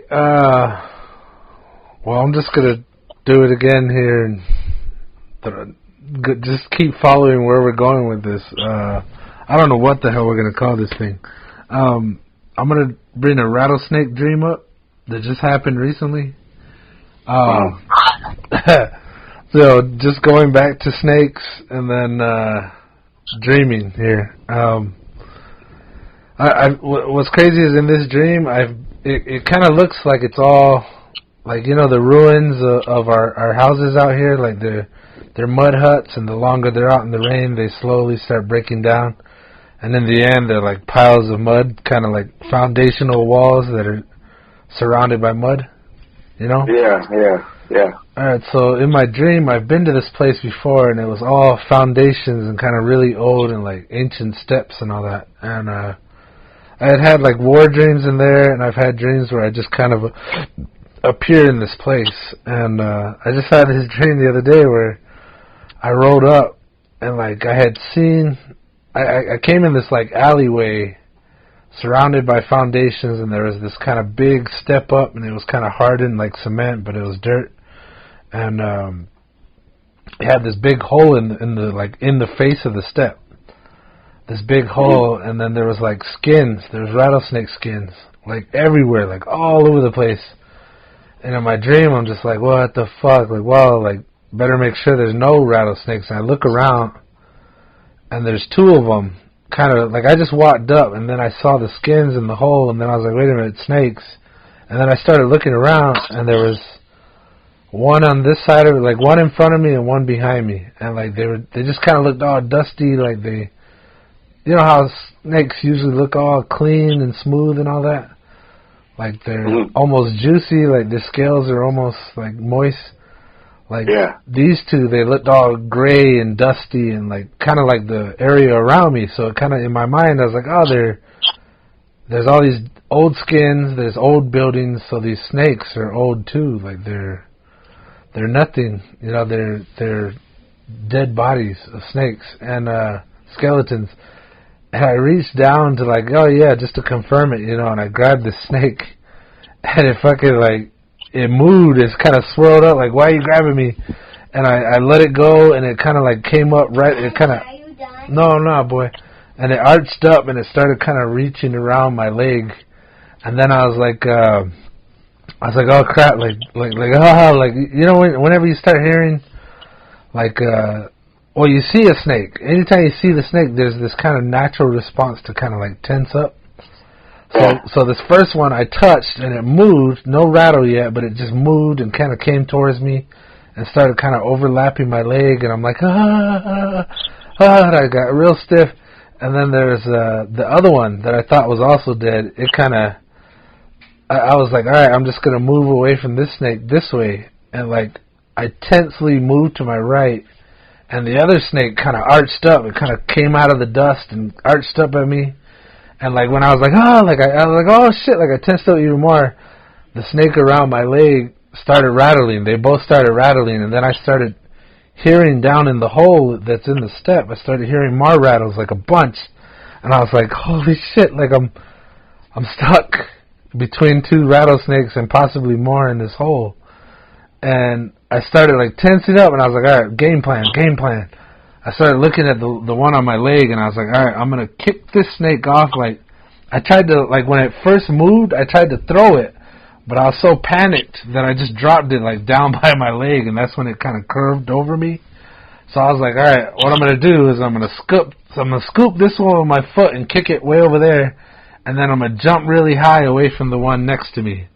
You know, so I developed this game plan, and I right when I executed the plan, I woke up and I kicked my son in the face, and then I did like this donkey kick, and I bashed the fuck out of my feet on like the backboard of my bed. It was like, I was like,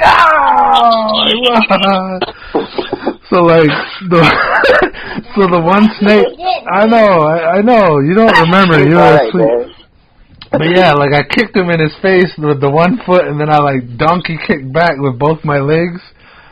Like I just snapped out of the dream right when I did the move, and like I donkey kicked my heels against the bedboard, and damn, like both heels caught this corner, and like there was like 5 seconds where I was just writhing in pain, like My son, he didn't even wake up, but like I kicked him in the forehead, like I guess he was like. He laid down before me, so like I had laid around him, and I'm wondering if him like reaching over my leg kind of made me think of snakes. But yeah, I kicked him in the face and like did a donkey kick. I was gonna say that. Yeah, I smashed the hell out of my ankles, like they bruised and kind of were sore for a couple of days. But that was the dream, like it was snakes. I tried to escape them with this slick move and just kicked my son in the face.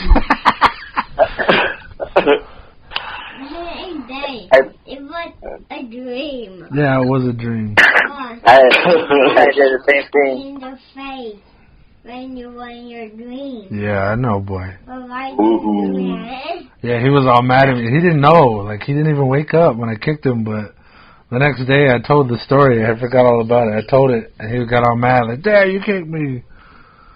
All right. So go ahead.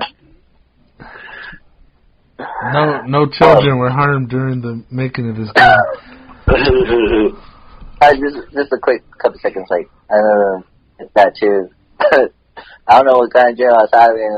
Then I guess my girlfriend, she said she put her hand around me, and I was starting yelling like I had my night chairs. So, she just cracked up. I told her like next time, I was like, "Don't touch me." Don't touch. Oh damn! Don't touch me, 'cause, yeah, I like have one. She was just laughing at me.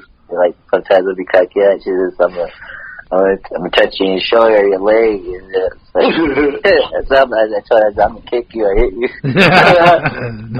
Because of y'all freaking out. But we were just cracking up about it because I just started yelling.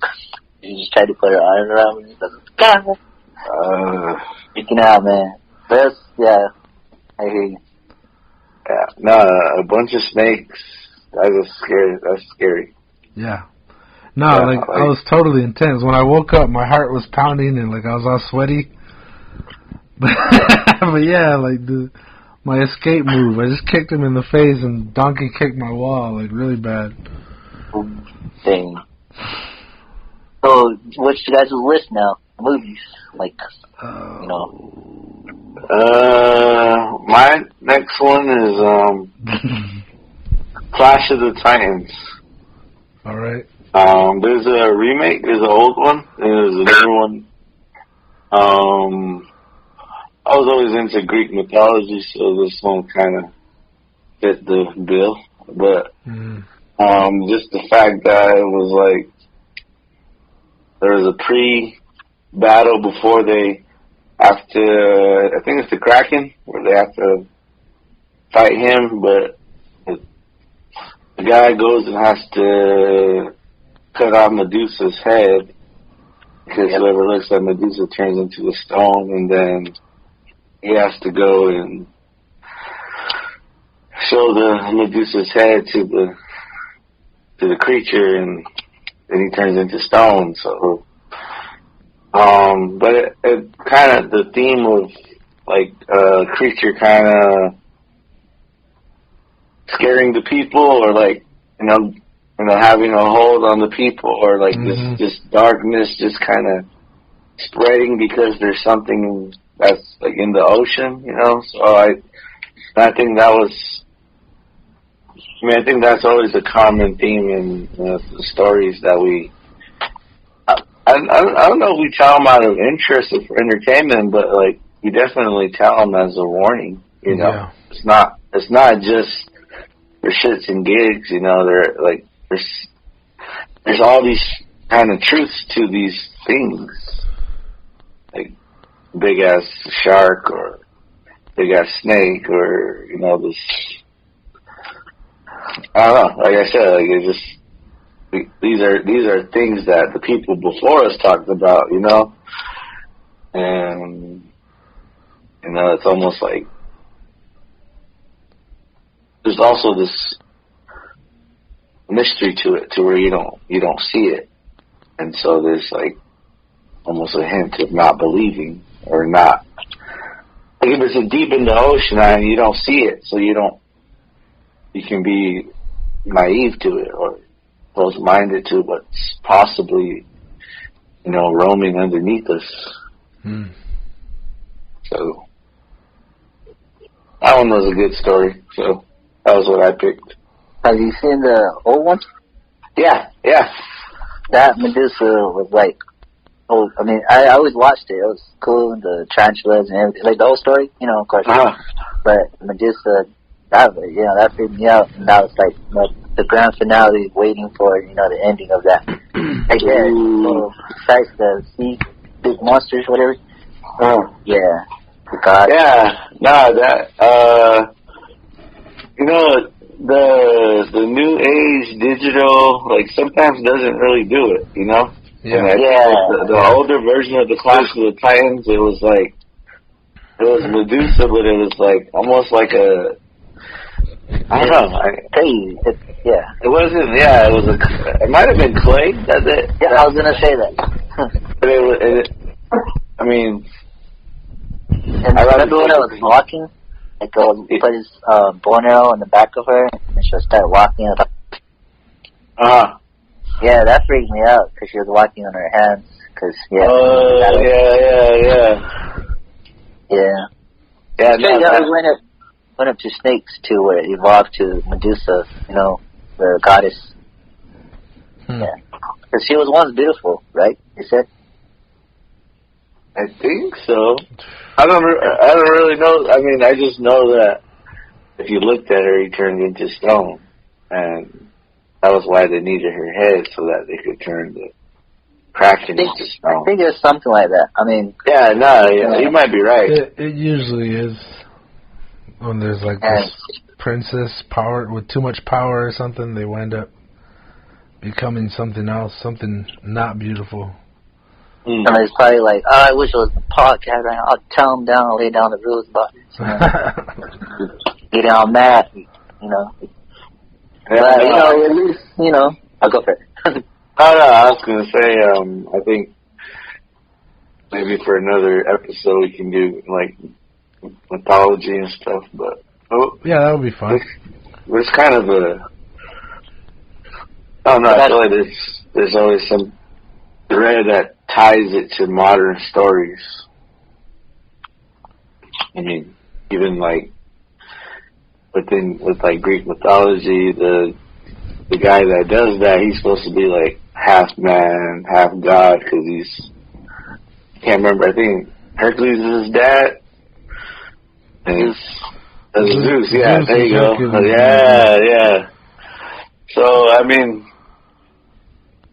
then he's raised by his human dad or his human father or whatever. I don't know. It just sort of. And it sounds similar to another story. But I'm not. What did you have, Bob? Next on your list. Bot. I'm at a loss. Did you say them all? No, I got more here. I didn't even say another word about Predator. We went off on something else. Another video that I want to bring up is Arrival. Have you guys seen that? I think I tried to share that one with you before, Sky, and You told me you haven't seen it? I don't think so. The premise is these 12 ships, they show up, like out of the blue, these giant ships. They come out of the sky, they appear all over the world at the exact same time, and then they land on all the continents in completely places that are random. They have no relation. Like, we're trying to figure them out. They don't make contact. They're just there.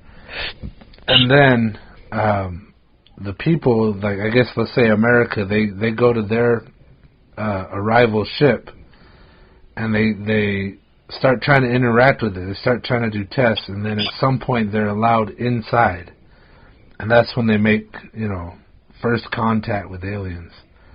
And what was cool about this, like if you haven't seen it, but anyway, the creatures, they're like giant octopus / squid things.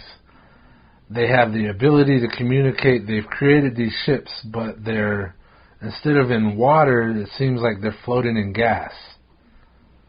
What's this movie called? Arrival. Arrival. Yeah, look it up. I think it might be The Arrival, but it's Arrival. It has this beautiful little redhead. I always like her in all the movies she's in. And then Jeremy Reiner. Forrest Whitaker. He's like Hawkeye. Yeah, Forrest Whitaker's in there. But he's like Hawkeye on all the Avengers movies. Jeremy Reiner. But anyway, it's really worth watching just because of the way they presented it and the kind of music that's going on there. And then the creatures themselves are freaking fantastic. And it like I said, they're like squid, but they're floating in gas. They're not floating in water. And the whole point of them being, like, I don't want to give it all away if you guys haven't seen it, but, like, the point of them all being there at the same time on different continents around their superpowers is to get us to work together. And whenever I think about something like that, like, I think it's our next evolution. Like, we need to stop fucking fighting each other and blowing each other's up. We all need to work together. And once we all, like, join our resources and start working on the same project, like, let's say exploring the bottom of the ocean, or cleaning up the ocean, or cleaning up the earth, or, going into space, we all need to do it together. And that was what was fantastic about this movie, besides the creatures and the whole anticipation of first contact. That's one of my favorite creature movies. It kind of draws out slow. I'll give you guys this, like, it'll feel slow in the beginning, but the second it turns. You've seen it? Yeah. Great movie, don't you think? Yeah. Anyway. Is that the one where they're contacting through, like, letters or something? Yeah, well, they're doing whatever they can to try to communicate. I didn't get the ending. Huh? But I don't know. We're not doing spoilers, but okay. Well, we also talked about time travel, and there's a bit of that in there. Maybe not. Kind of. I said it, but I kind of forgot. I need to watch. There's some movies you just always got to watch twice. Oh yeah, this one I bought, so I was like, I knew I'd want to watch it again and again because it was really well done. I might watch this one. I'm looking at it. I'm looking at the cast. It's on Hulu, people. It's on Hulu. It's on Hulu? All right. So if you got it, then watch it. But if you don't, me, you, we could have. Well, shit, the three of us could do that. We could have like a movie night, and we'll watch, maybe 2 or 3 movies where they're on our list, and we'll just watch them. Shit, we haven't all seen. Yeah.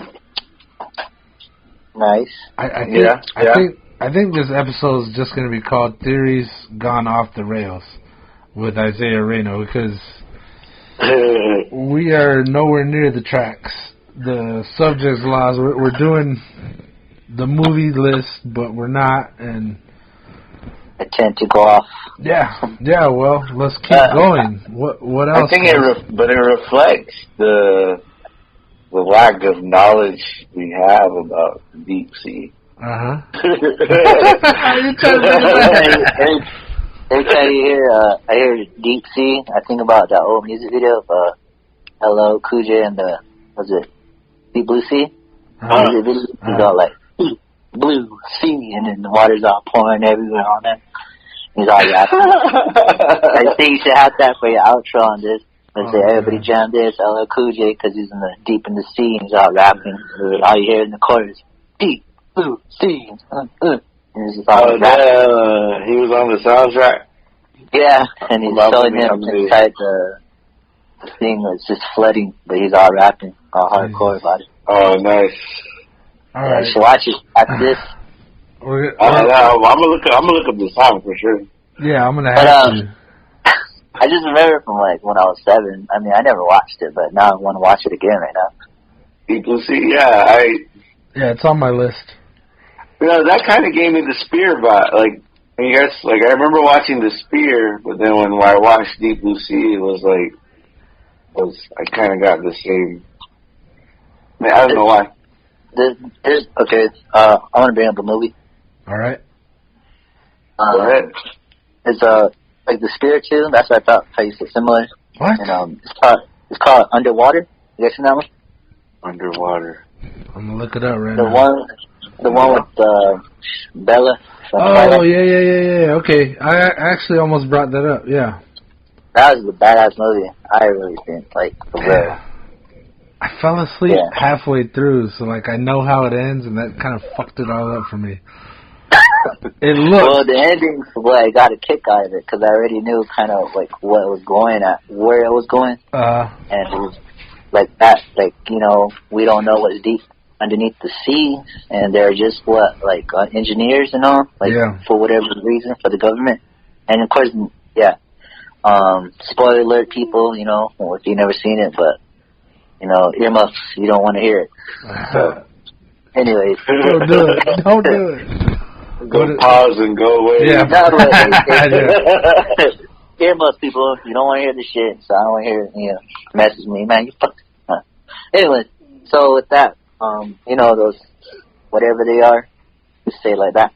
They see them and they're there, but it's just like, babies, and they're all stronger. Okay. Are you seeing this guy? No. Oh man, I'm sorry. I'm looking. I think you need to step out of the room. I like watching it through your words. Yeah. Right. Yeah. Some people are like that. They say, just tell me. But anyways, so what I'm saying is, in the end of that movie, that the mother or whatever, the biggest one, and. Is so huge that it's related to H.P. Lovecraft, the Cthulhu. I'm getting so hyped, I can't say it right. Cthulhu? Yeah. Yes.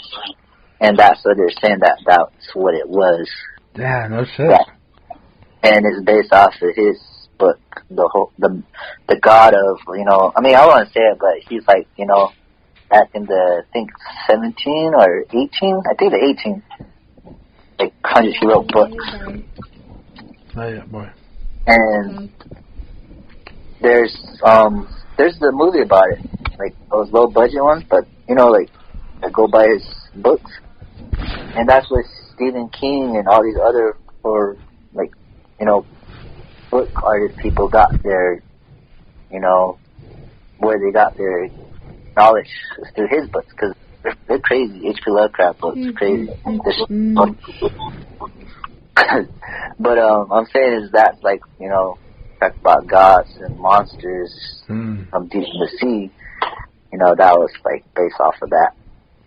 Interesting. Oh. And who else is there too? Godzilla. Okay. Oh. And yeah. Which one? Godzilla? Or just Godzilla in general? Yeah, Godzilla. Oh, yeah. The Godzilla. The Godzilla. Godzilla underwater. And that's where, we're talking about these big creatures and monsters, like Cthulhu's from the ocean. All right, and then. people really, worship. What about whoa boy, take it easy. What about Pacific Rim? Pacific Rim. That sounds familiar. Yeah, it's those giant humans. Well, they called it a kaiju, and I think they kind of go along the same lines as a Cthulhu, but it was like these interdimensional monsters of varying strengths and sizes start coming to the world through like rifts in the sea or like portals, and then and they start destroying everything, like all human life. Like human life could end because of the kaiju, and what they start doing is building giant robots to battle them. So same kind of concept. These interdimensional, maybe beasts from hell. Or like the Cthulhu, like I don't know the origin of the Cthulhu, but the imagery of Cthulhu is like out there, like all the time. They say people like really do believe that it's out there and they worship, like mainly like people that believe in satanic worshipers. You know? Yeah, really? Yeah, they really like pray and But I seen one of the movies, and it isn't the story, but one scenery, the guy's like has a book and he's summoning Cthulhu of the book, and that book's like supposedly a satanic book. And when he reads it, and then he's telling you, like the narrator, like when you're watching a movie, like showing the scene, and then the camera says it's showing him reading it, and then the camera goes up while he's reading it, and he's all putting his hands up after, like, I did it, and then it goes high up in the sky to where it's like his eyes looking Cthulhu, and then the camera just goes way up, and it's raining, it's on an island, and it's just like the ocean, all crazy, and then it just goes high, and the guy gets lit up, but he's all proud and all like throwing his hands up, and he's saying he brought it from wherever it was sleeping. He caught it to life on the land. Yeah, it's crazy. Damn. I'm looking at it right now. Yeah. I've never heard of this. What? Well, just to be out there, I heard this from my bro. Like I said, my bro's my older bro, like I told you, we'll be just getting blazed outside, like in the other podcasts. Like, these are stuff that I learned from him, and he taught me, because he'll just go on, too, talking about this stuff. So half of the stuff I know is from my bro. Yeah, just throwing out there. Yeah. And he read the book, and this is what I knew, like, about it, everything. Hey, Cthulhu.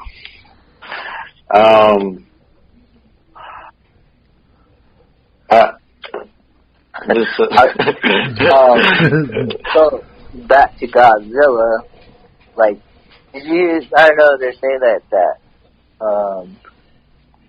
those bombings in the ocean, and then what happened to the sea across the country, there was a flood, another one, but they had those satellite images of that volcano erupting in the sea that caused, I'm sorry, but it was just recently. Yeah. China. But then there's this theory like saying it didn't look like a volcano erupting, because how did they know in that specific moment? Like, is the world really being watched from the satellite like 24/7? Like, they caught it right in that moment? Right in that exact moment? Or they sat it there and said, all right, we're going to bomb this. And they're saying that what are they really doing out there? So they're saying that they're really bombing something out there. Like you said, Bench, there's people keep coming across close contact to something. Mm-hmm. So they're saying that that's what they're trying to bomb. So they're just saying that it's a cover-up just to say, oh, it was a tidal wave of volcano. But to me, I saw that video, I was like, that don't look like no volcano. I mean, I don't know how it looks from above in space, but it just looked like a nuke to me. And I thought about it, like, so, Godzilla, they're trying to, like, nuke him on the one of the scene. Yeah. That nuclear bomb. So it just kind of reminded me of that. What are they throwing theories out there? I mean, not theories, throwing it subliminal in our faces. Huh. Yeah. And you talked about like that other movie with the nuclear bomb transfer. It just seems like it all connects in some way or another. All right, so what's crazy is, like, I think we're on the same wave here. Is when you were talking about the flooding that came on the res here in your dreams. And in all our legends, there's shit, not just us, but like all over the world, there's mythical or legend stories of the Great Flood. And when you were talking about the res flooding, I was thinking, like, what if they're saying that Yellowstone's like a super volcano, and like they say when it does erupt, it could knock the entire Pacific shelf into the ocean, which includes like almost all of California, and that would take some of Arizona and make us beachfront property. Know what I mean? Yeah. I used to say that when I was a teenager. I said that, they said California's going to go under the sea, like when it gets flooded. I said, we're going to have a beach over here in the res. It's just going to be right there, and we're going to be swimming. Yeah, I used to say that. Well, if it does happen, we're going to be flooded first with tsunamis. Or maybe even an ash cloud, so we might end up in like a nuclear winter. And we're just right there. And we're just right there. Like, so what? Who's to say we would even survive it? Not even far. So when I was thinking about that, I was like, I was gonna turn it over to volcanoes and see what you guys thought about. It was in Tonga. It's called Tonga. This volcano you're talking about. It was they say it was an underwater volcano that erupted. They haven't had activity there in forever. And it wound up. There's images. If you look up Tonga volcano explosion, they have all this imagery that you're talking about, where it's like, what the hell? How did they get such clear images of it erupting when they didn't know it was going to happen? Right? Yeah. So how was that? I feel like I'm having deja vu right now. Yeah. Well, when you brought up volcanoes, I was like, shit, that was the next direction I was trying to go. So yeah, like it's been happening a lot lately. It kind of blows my mind. Like, and if you want to go aliens again, there's been so many sightings of aliens showing up, or not aliens, but UFOs showing up around these explosions. Sometimes even before they happen. Mm-hmm. Yeah, like what do you call it? Like a whole.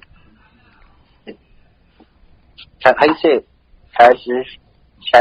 Can't say it. What is it? Where like earthquakes and all that, volcanoes, and they did say when they nuked the ocean back then, like the testing, that they were like saucers, like UFOs flying around too. Oh yeah. Yeah. Cool. I've said it before and I'll say it again. I really think we're being monitored. And that they're always here. Whether we can see them or not, I feel like they're always here. Just in the sky, and we can't see them. And it's all there. The movies, they're getting us ready for them. They're just telling us, and it's just getting us prepared. Because back then they said, they're not ready, so they're going to cover it like, it was just this, it was just a light, it was a satellite, it was this. Mm-hmm. But now that we're stepping into the future, that we're getting close to that point where we're going to be, we're meeting them finally, and it's going to be like that. So all movies with aliens and us and space and everything, it's all going to happen. It's there. Mm-hmm. And maybe these are government using people like, what's it called, where they can tell the future, What was that movie with Tom Cruise, where those people sit in that water? Fuck, they called it pre-crime, but it was I watch it all the time. Yeah, I did too. I always wasn't prepared, but The fuck was it just called? Like that. Huh? What was it called? I don't know. Look up Tom Cruise. I'm looking it up right now. All right, so go on your rant. I'll just add it when we're ready. I was just saying, like that. They're just getting us prepared, and people that just live their like simple life, they don't care, and maybe those are the ones that are gonna be freaking out like when it happens. But people like us and, you know, like my bro would be like, man, we knew this shit was going to happen. Yeah. Like, you know? Minority Report. So, yeah, there you go. Oh, yeah, Minority Room. Okay. So it's like that. They're just getting us prepared with everything. Yeah. And they know they're there because they say that they're already in contact with the aliens, too. Yeah. They're just chilling. And, of course, the whole reptilian thing that, you know, it's going off topic, but still. It's not. It's right on topic. I think we're on it at this point. we're on it because the topic is going off the rails. But, you know, like, I think like Godzilla, like that's very reptilian-esque. Do you know how he became about, though? I mean, I don't know if it's like in the old one or the version, but it's from the nukes. The nuclear bombs, he grew big. Basically, it was like a big lizard. How you say it? What the nukes has. Radiation? Radiation. Damn, bro. And then I've been kind of forgetting things because like that I haven't thought about, you know, all this stuff, but it's all there in my head. But trying to say it because I'm so excited that we're on this topic. But radiation made it grow big from the nukes. Godzilla. I feel like Godzilla fans, like the ones that go way back, I feel like they were mad when that Matthew Broderick movie came out, Godzilla. Oh, yeah. They're calling him Gojira, and they're saying, oh, the nukes turned the iguanas into Godzilla. I feel like a lot of that pissed off a lot of people. And I mean, I'm not trying to say I believe that. You know, I'm down with Godzilla back in the day. I mean, I watched all of them. It sounds plausible, though, doesn't it? Like, just all the time. So many movies we watched where they kind of say, oh, this person got exposed to radiation and now it's the Incredible Hulk, you know, gamma rays. Yeah. Well, there's talk that what it does is it damages your DNA. And what happens is it makes it recombine in weird ways. Like you get hit by them and it hits you on such a molecular level, your DNA gets destroyed. And what happens to people who are exposed to radiation, especially like babies? I've seen it. I've seen it. It's fucking horrible. Is I seen Hills Have Eyes? yeah. But that's the concept, is that it changes our DNA and we start changing as a human. We become something else. One of these days I want to have an episode on nuclear power. I think we're just scratching the surface right now. Also Chernobyl. Have you guys seen the Chernobyl Diaries? Chernobyl Diaries. It's like it was like a short series, like maybe 6 very long episodes, and it was all centered around the scientists who dealt with the Chernobyl disaster. It's definitely worth the watching because it happened. My understanding is it happened in '86. So like about the time I was born, Chernobyl happened. And I didn't know that, but it was like you go, oh, I kind of know what happened in Chernobyl. Well, when you do the diaries, it breaks it all down. And it's actually like whoa. So while we're recommending movies, I recommend people check that out because there was so much more to it, and it was so huge, and it affected the entire planet. You know, we were all at risk. It was fucking crazy. And you would never think it was something that happened, you know, before we even had the ability to think about it, to conceptualize it, and we were already almost wiped off the planet, kind of scenario. Damn. Mind blowing. Where do we go from here? Somebody throw another movie in. Or a theory. Go ahead. I was going to say, this is a legend, story from ours. So, like, remember I was saying on the mirror room, the other podcast? Like, how we did the walls, and one corner I did a sea, and I did clouds, and then it's in there when you go in there, but I know COVID hit, so like they're still using it. You just gotta put the appointment. But anyways, I walked in there and I told you that that guy that came in, he's like, all right, I want to put this and this, and we were already there for like 2 weeks, doing the mural, and I'm like, who's this guy? Yeah. I guess he was the mural. Anyways, I came in one day and I was like, I saw something in the picture in the ocean, and it had wings, and it had, it was long, like a snake, and it was a dragon. So I was like, I kind of figured, and I was like, what's with the dragon? I said, is that a dragon? And he's like, yeah. And he said, yeah.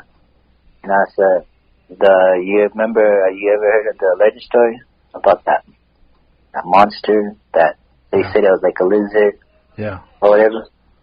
Or some things, they put it big that was sucking them in. Yeah, sucking people in, yeah. Yeah, so he said it was a dragon. And then I really thought about it. I was like, oh yeah, because back then, people drew on the walls and, like all around the world, like, for what they saw. Yeah. Because they can't tell, they can't write, they didn't have letterings probably, they drew it. They draw. Yeah. And it shows. Yeah, so with that being said, that, in China, they do they believe in that, the dragons. Yeah. And, so these clothes, the dancing of the dragon, like the ceremonies. Yeah. And then you go, like, more towards, like, the Vikings and all that area, and then the medieval times, like the shields, they have the dragon on there. Yeah. And it showed this on, Ancient Aliens. Yeah. When they talk about dragons, like, connections. Shit. I gotta watch that. Okay. But like that being said, like all around the world, they're showing other things like a big dragon in the sea too. Yeah. And then there's sea monsters, basically, is what I'm saying, because what we're talking about. So we were encountered with one too. Nice.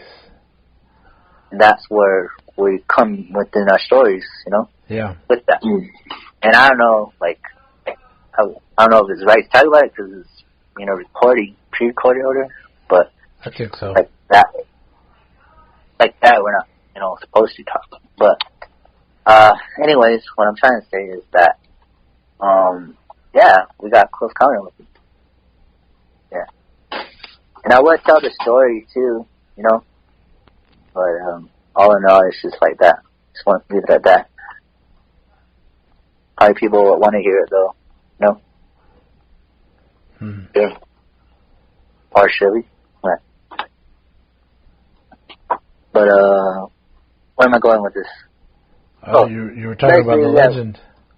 Yeah, so it's basically the legend, like we got to counter us. Awesome. So pass down our legend stories is what we're talking about. Mythology, and all that, like the monsters. And we came across a sea dragon. Huh. I've never thought about it that way, but that's really interesting. I mean, our stories are as ancient as the Big Flood, so who's to say we didn't also encounter dragons? Yeah. Interesting. It's still out there. You would think that deep within the sea world, deep in there, there's another world, layers of different types of worlds where these creatures, they say sleep, but they're sleeping. Or, no, they're living. And they're still out there. Maybe when the time comes that's where they're going to come and roam the earth, because that's what they're going to do, they say. Roam the earth once again. Like Godzilla, isn't he one? Like a god? Yeah. He just showed up too. Like, yo, I'm back. Like, he was more of a protector, like you said about good and bad aliens. Yeah. So yeah. there are good and bad, creatures. Yeah, even within the whole legends, different people like the bad ones, but there's good. You know? That's all. Yeah. Nice way to bring it back around. I like it. Wow. You got something to throw down on that, Sky? Yeah. Well, I think this is my closing argument. Okay. No, but I just get reminded of episode of Hey Arnold. I don't know if you're familiar with that cartoon, but there's an episode where they're going to the auditorium, the aquarium, and they're on the bus and they're talking about his name is Lockjaw. It's this big sea turtle, and Hey Arnold didn't go to the field trip when they were younger, so he has no concept of what Lockjaw is, and all the kids build up this, like how he was so big, and maybe it's just how they envisioned him when they were young. Yeah. But now they were revisiting as they were older, and Hey Arnold really had no clue of what he was walking into. And then the turtle comes out, and the kids that already seen him were kind of let down because maybe their vision of seeing him in the beginning it wasn't anything. It wasn't as big as they imagined, and so they like disrespected and and Hey Arnold's just like feeling sorry for it because he doesn't see. He's like, maybe this once was a scary creature or this big, scary animal. But I think as humans, we sometimes embellish on things we saw and things we remember, and then telling a story, we add our own little extra details to where maybe some things are not as big as they are. So it just got me thinking of this episode of Hey Arnold where at one point in time it was a scary creature to the kids, and then time had passed and now it was suddenly this diminished creature that I don't need to be scared of this. So I think we so easily can create this narrative where this is this mystique about this being underwater, and it's just kind of there. It's maybe they're there and they want to help, or maybe they're there and they really don't have a problem with us, but it's just how we always take things and kind of make things about us. And like we talked about earlier, the hero, we always need a hero, and maybe the hero is just some asshole poking at a innocent turtle that doesn't even want to get fucked with. Don't want to get fucked with. So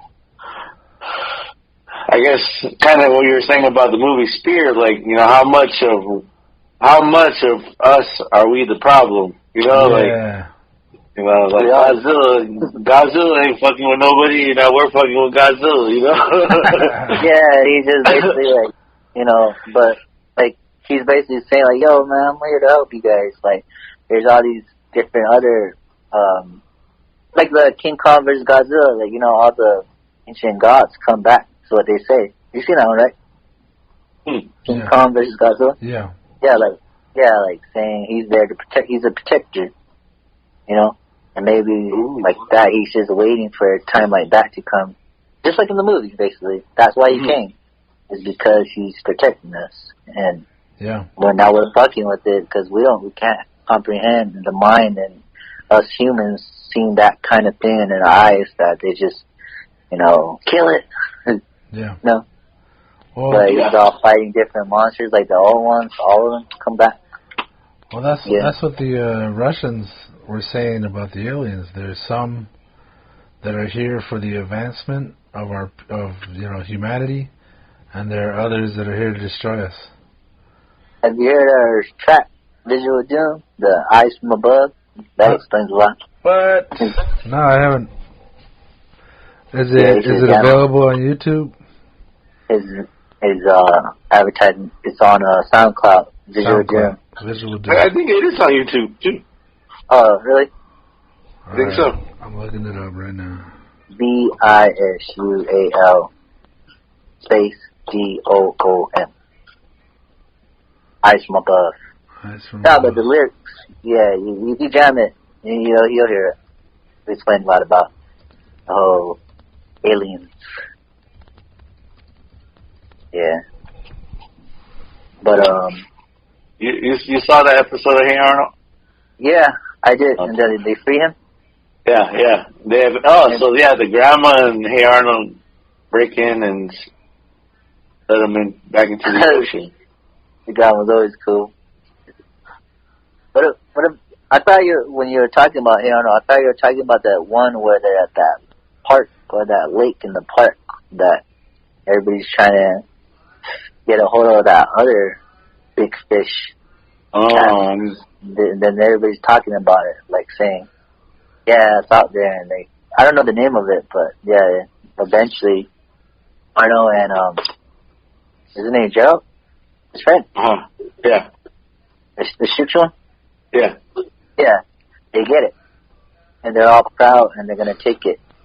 And it's a big fish, and then Arnold looks at him, and then the fish looks back at him sad, and Arnold's always doing the right thing.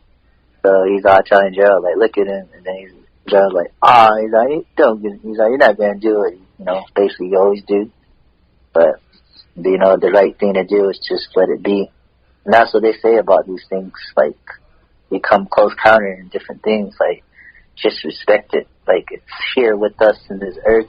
The good ones, at least, to respect these and, let it be. And, yeah, as much as we want to tell people, just hoping that it's not a bad one. But that Hey Arnold episode, they let it free. Wow. I like that. Yeah. Well, it's like, do you want the mystery or do you want the truth? And sometimes the mystery is more better. Yeah, but then I always feel like I want to see it because I just get close to the camera, like look, you see it, and it's all like glancey or all foggy or like they end it right away. I'm like, just show the rest of everything. Like, why do you have to cut it off right there when it's gonna get to where it's seen it? But I don't know. Maybe we're not supposed to see. Like, I'm pretty sure that's what they say with us. Not to mess with things, not to go out at night. Yeah. Because there are spots and hot grounds out there. Yeah. With these entities or whatever. Wow. Damn. And that's what I said about, I think my bro was telling me like that. I know we're going out to sea, but like the Bigfoots are protectors, they know ways within the earth that we don't know. All right. Yeah. Before we go deep on Bigfoot, I gotta say we're having a plan on talking Bigfoot later on a later episode, so let's not go any deeper there. But I like what you're saying. I've always loved the movie Harry and the Hendersons, and no matter how ridiculous it was, like I always liked this. I don't know if you remember. Have you guys seen that? Harry and the Hendersons. Yeah. Well, there's the son who meets Harry, like the dad, and then his dad, and they like the dad has a gun store and he's trying to sell guns, so he makes this big. He asks his son to draw a giant Bigfoot, like a tall one, big giant picture, and he does, but he does it like a nice, happy, natural, nature-loving protector. And then his dad, in order to do better sales, he makes it look like this scary, terrible beast that needs to be shot. And it's like one sells guns and one they don't buy at all, but like in the movie, that's who he was this wonderful, like, soft-hearted creature. And I love I love how we screw that up sometimes. Like, I don't love it. I mean, it kind of pisses me off. But it's like it's people. Like, it's our nature to go, oh, this is good, or oh, this is positive, and we gauge that in many different ways. And sometimes we get it wrong. So, you know, thinking back on all these creatures we're talking about and our theories and all that, it's wackadoo. It's way off the rails. But again, like, I think we're still touching on this human part of us that makes things good and bad, just based on our single experience, you know. And what's even worse, sometimes I think the worst thing about theories and storytelling of creatures is sometimes you go into an experience expecting one thing because you've been told all your life, oh, this is what they are. Like sharks on Jaws, they're bad. They're bad. These sharks are bad. Scary and dangerous. And yeah, they are. They can be, but they're also beautiful, wonderful creatures, apex predators. And, you know, there's a lot of stuff we don't know about. And I just kind of wonder where, you know, how tight that line they walk, like, from good and bad and evil, and how the hell do we judge that? How do we judge ourselves for being mean or evil or sad and happy, like good? These are very universal concepts, and I think a lot of times we put it, we go black and white like that all the time. Oh, this is either good or it's bad.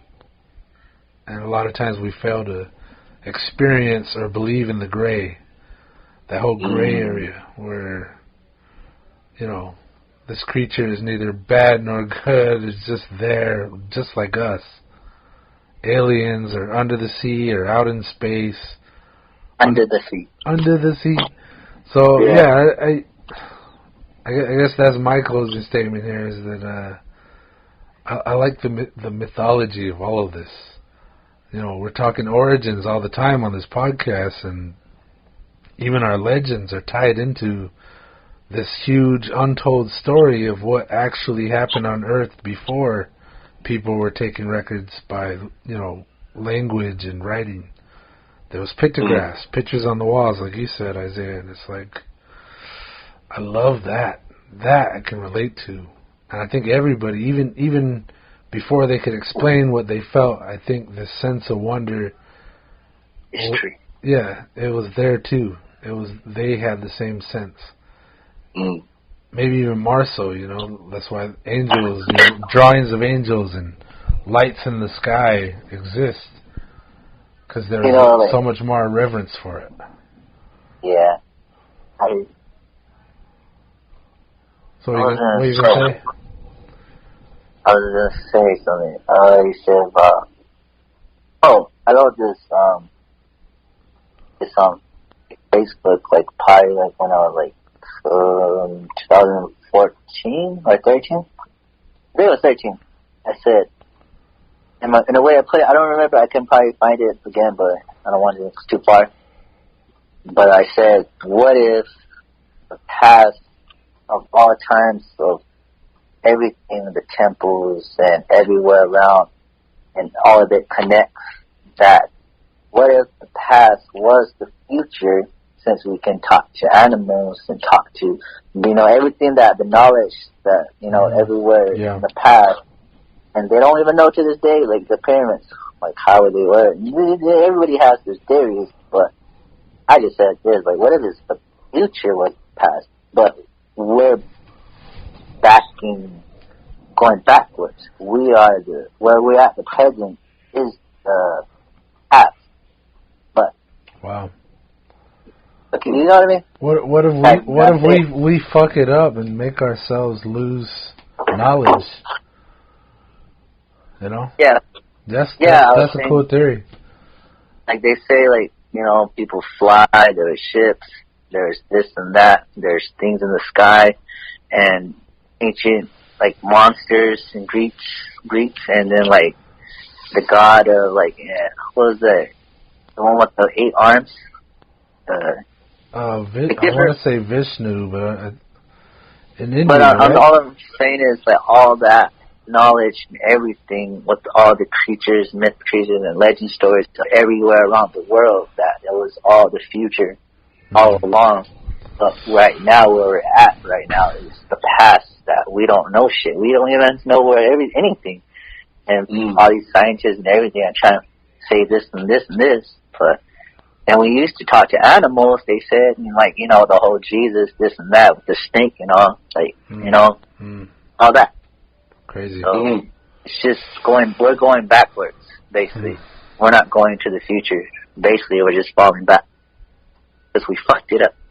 Yeah. Wow. And I wrote that, and I was just like, you know, put it out there. It's just what I think, you know.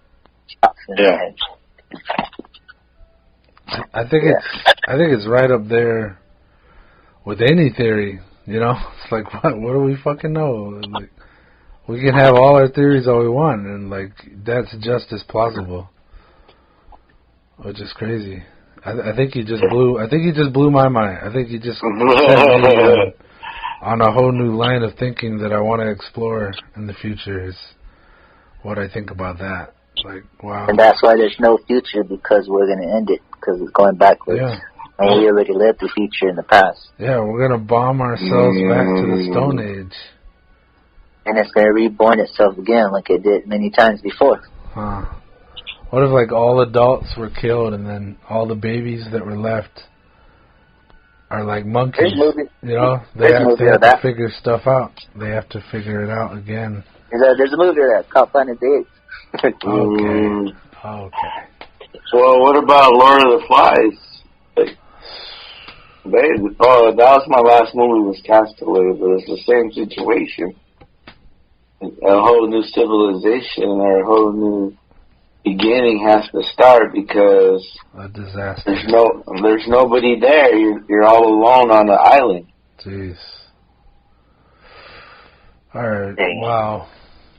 I'm out. That's how I'm feeling right now. I'm out on an island. This is crazy. Are you an island boy? All right, so let's get on this Castaway. What's up? It's the power of the ocean. The power of the ocean and how it can affect your life, and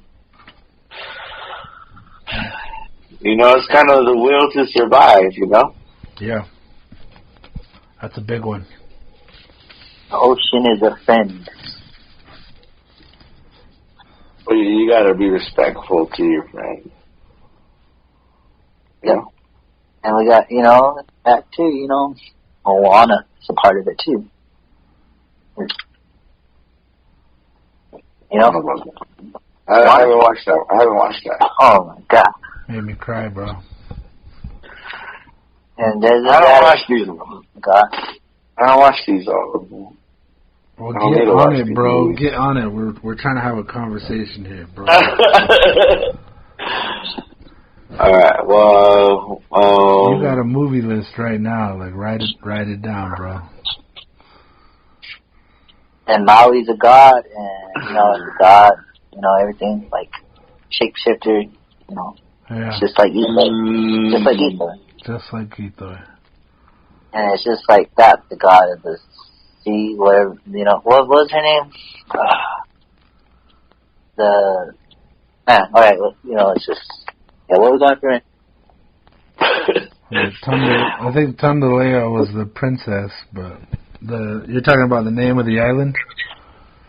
Yeah, but when she was a volcano. Yeah. I know the kids are probably getting pissed off at me, like, oh, you don't know? I watched it many times with my daughters.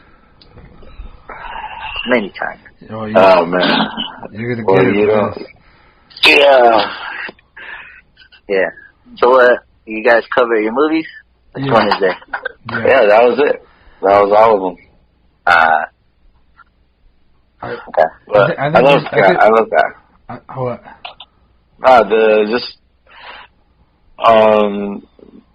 That storyline of being stranded on the island, I think. Yeah. I think that's you're already in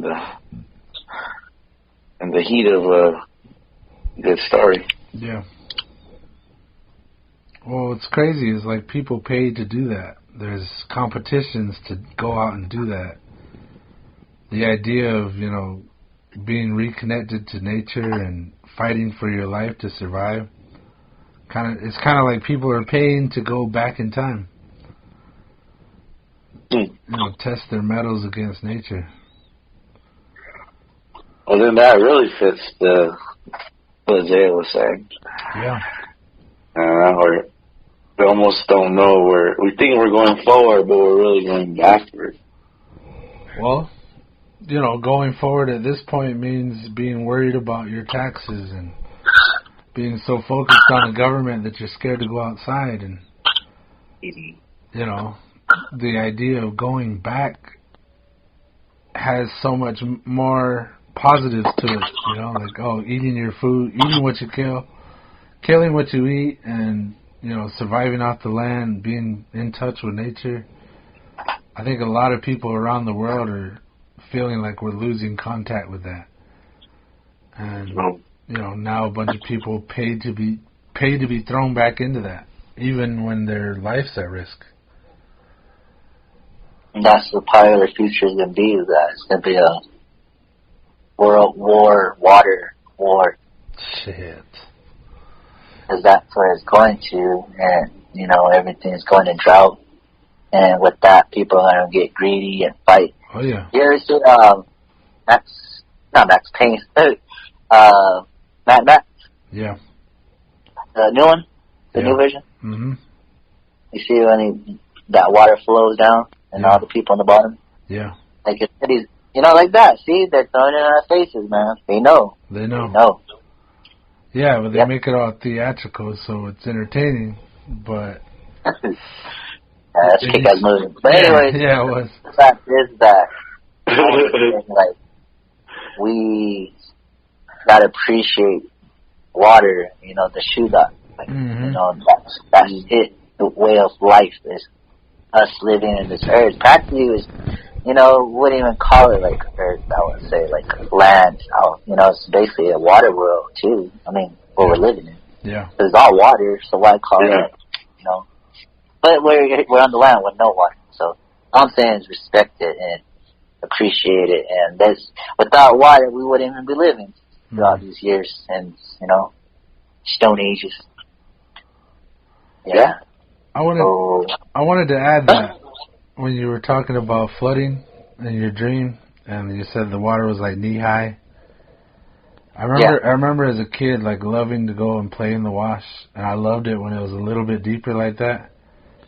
And I remember not being totally aware of what was going on in the news, but like I'd see flooding, and everybody's like, "Oh, this is horrible! Like we have to ride down, we have to get around on boats, and water's everywhere." And I remember thinking when I was watching that as a kid, like how wonderful that would be. Like I would love to be able to ride in a boat down the street, like go to school on a boat. Like it looked fantastic to me. Just how much I love it when it rains because we don't have it. Yeah, I hear you. Now, I was but now, you know, I would say, you know, R.I.P. You know, to all the ones that did, you know, die. Now that you're older, we realize, like, shit ain't cool. No, it's totally different now, but yeah, but I hear you though. Not knowing as a kid, that was huge, and I was jealous.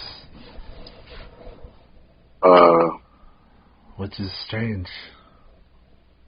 Yeah, a little strange. Talk about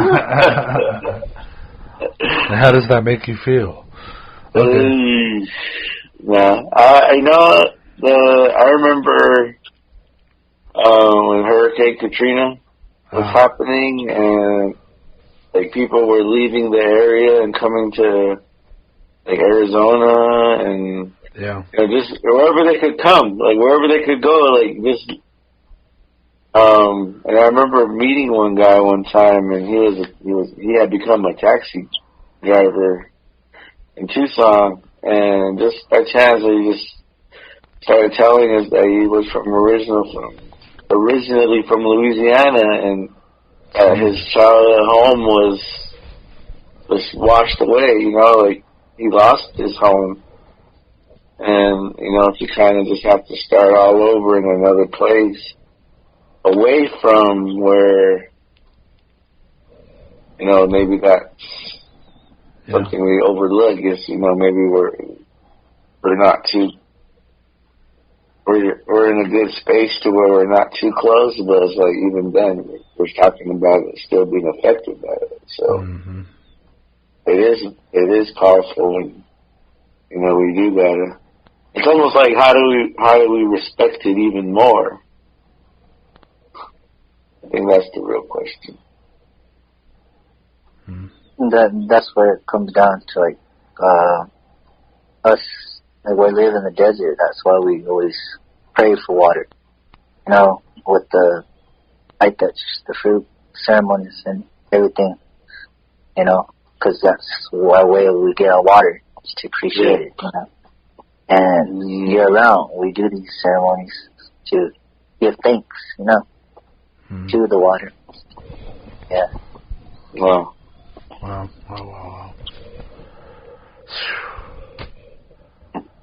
All right. Well, I'm ready to close this thing out. I don't. Any final words from each of you? I say right now, y'all get some water. Y'all take a toast right now and drink that water. Oh yeah. A toast. Toast. Water. To water and life and life on earth. I have a water bottle, but yeah. Yeah, no, I think I said everything I should have said. So thank you, Isiah, for chiming in, man. Glad you called and we were able to link up because, you always, and they always got things going. I have a lot of my theories and things. But this was a roller coaster for sure. I like that you were a part of this. I wonder how it would go if I wasn't a part of it. Just saying, I'm not. You know what? I think no matter what, guaranteed we would have gone off the rails. So like at this point, like I like going, all right, this is off the rails, or oh, we're off point right now, but yeah, like that's kind of the tradition of this podcast right now, is we're always going off the rails, man. And aliens seem to come up all the time.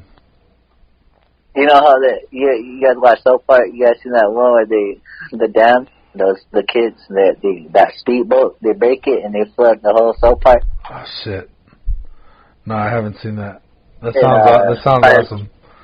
I really don't want to say anything, like tell the public, and then Stan's always the ones like always want to do the right thing, and eventually, so we're closing it, and then the ending of that South Park, they're all like, Stan's dad always has something too, like the kids are trying to tell us something that, you know, what we did, nature didn't do it to itself.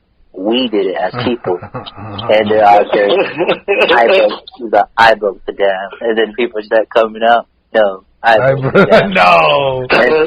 And then it stands like, because he comes out, he says, yo, everybody, y'all fighting. Because they go out crazy over each other. It's like getting mad, like, who was the one I did it? But Stan comes out, you know, we did it, I did it, I broke the dam. He says it all loud, and then that's when his dad says, what he's trying to tell us, we all broke the dam. And the more he gets pissed, he keeps saying, no, I broke the dam. I mean it. And they're like, no, I broke the dam. And all South Park starts coming in, and then it goes to the subtitles, whatever. I mean, people, names, creators, and now you hear that, no, I broke the dam. I broke the dam. It just keeps ending. Oh, shit. That shit's funny. Let me check that one out. Yeah, we'll have to look it up. Yeah, so basically what you want to say, how you said us, you gotta be there. Like, South Park is another message. Like, us people, we're the ones destroying this planet. Yeah. You know? And we're just getting punished. So obviously, what you want to say is, I broke the dam. I broke the dam. No, Zay, I can't let you say that. I broke the dam. It was me. Anybody out there, you watch that episode. That shit's funny. But, yeah. I want to say Tafiti's her name. The god of the sea, the fire god. When we're talking about Maui. Lava god. Her name's Tafiti. Tafiti. Well, basically, yeah, she is that prince. But anyways, I just wanted to throw out there because I wanted the name so bad. Nice. So, yeah, Tafiti. Tafiti broke the dam. Okay. Well, all right. Well, anyways, I'm glad we did this. Tula broke the dam. Yeah. Thanks for having me, guys. Yeah. For real. And I'm always honored to be with you guys to talk, and I hope the future more will get on more topics of whatever you guys want to talk about. I think we should talk zombies. All right, now that's something. All right, you feel me? Can you fucks with me on that? All right. Yeah. Okay. Yeah. Well, I'm glad we did this, guys. Everybody who's out there, thank you for listening to the Natives in America podcast. And as always, you heard it here on the Reservation Radio Network. I'm Benjamin Juan. My bro here is Sky Anto, and with us, and with us as our special guest is Isiah Reino. Good job. All right. Peace out, everybody. All right. Good night, everybody. Peace.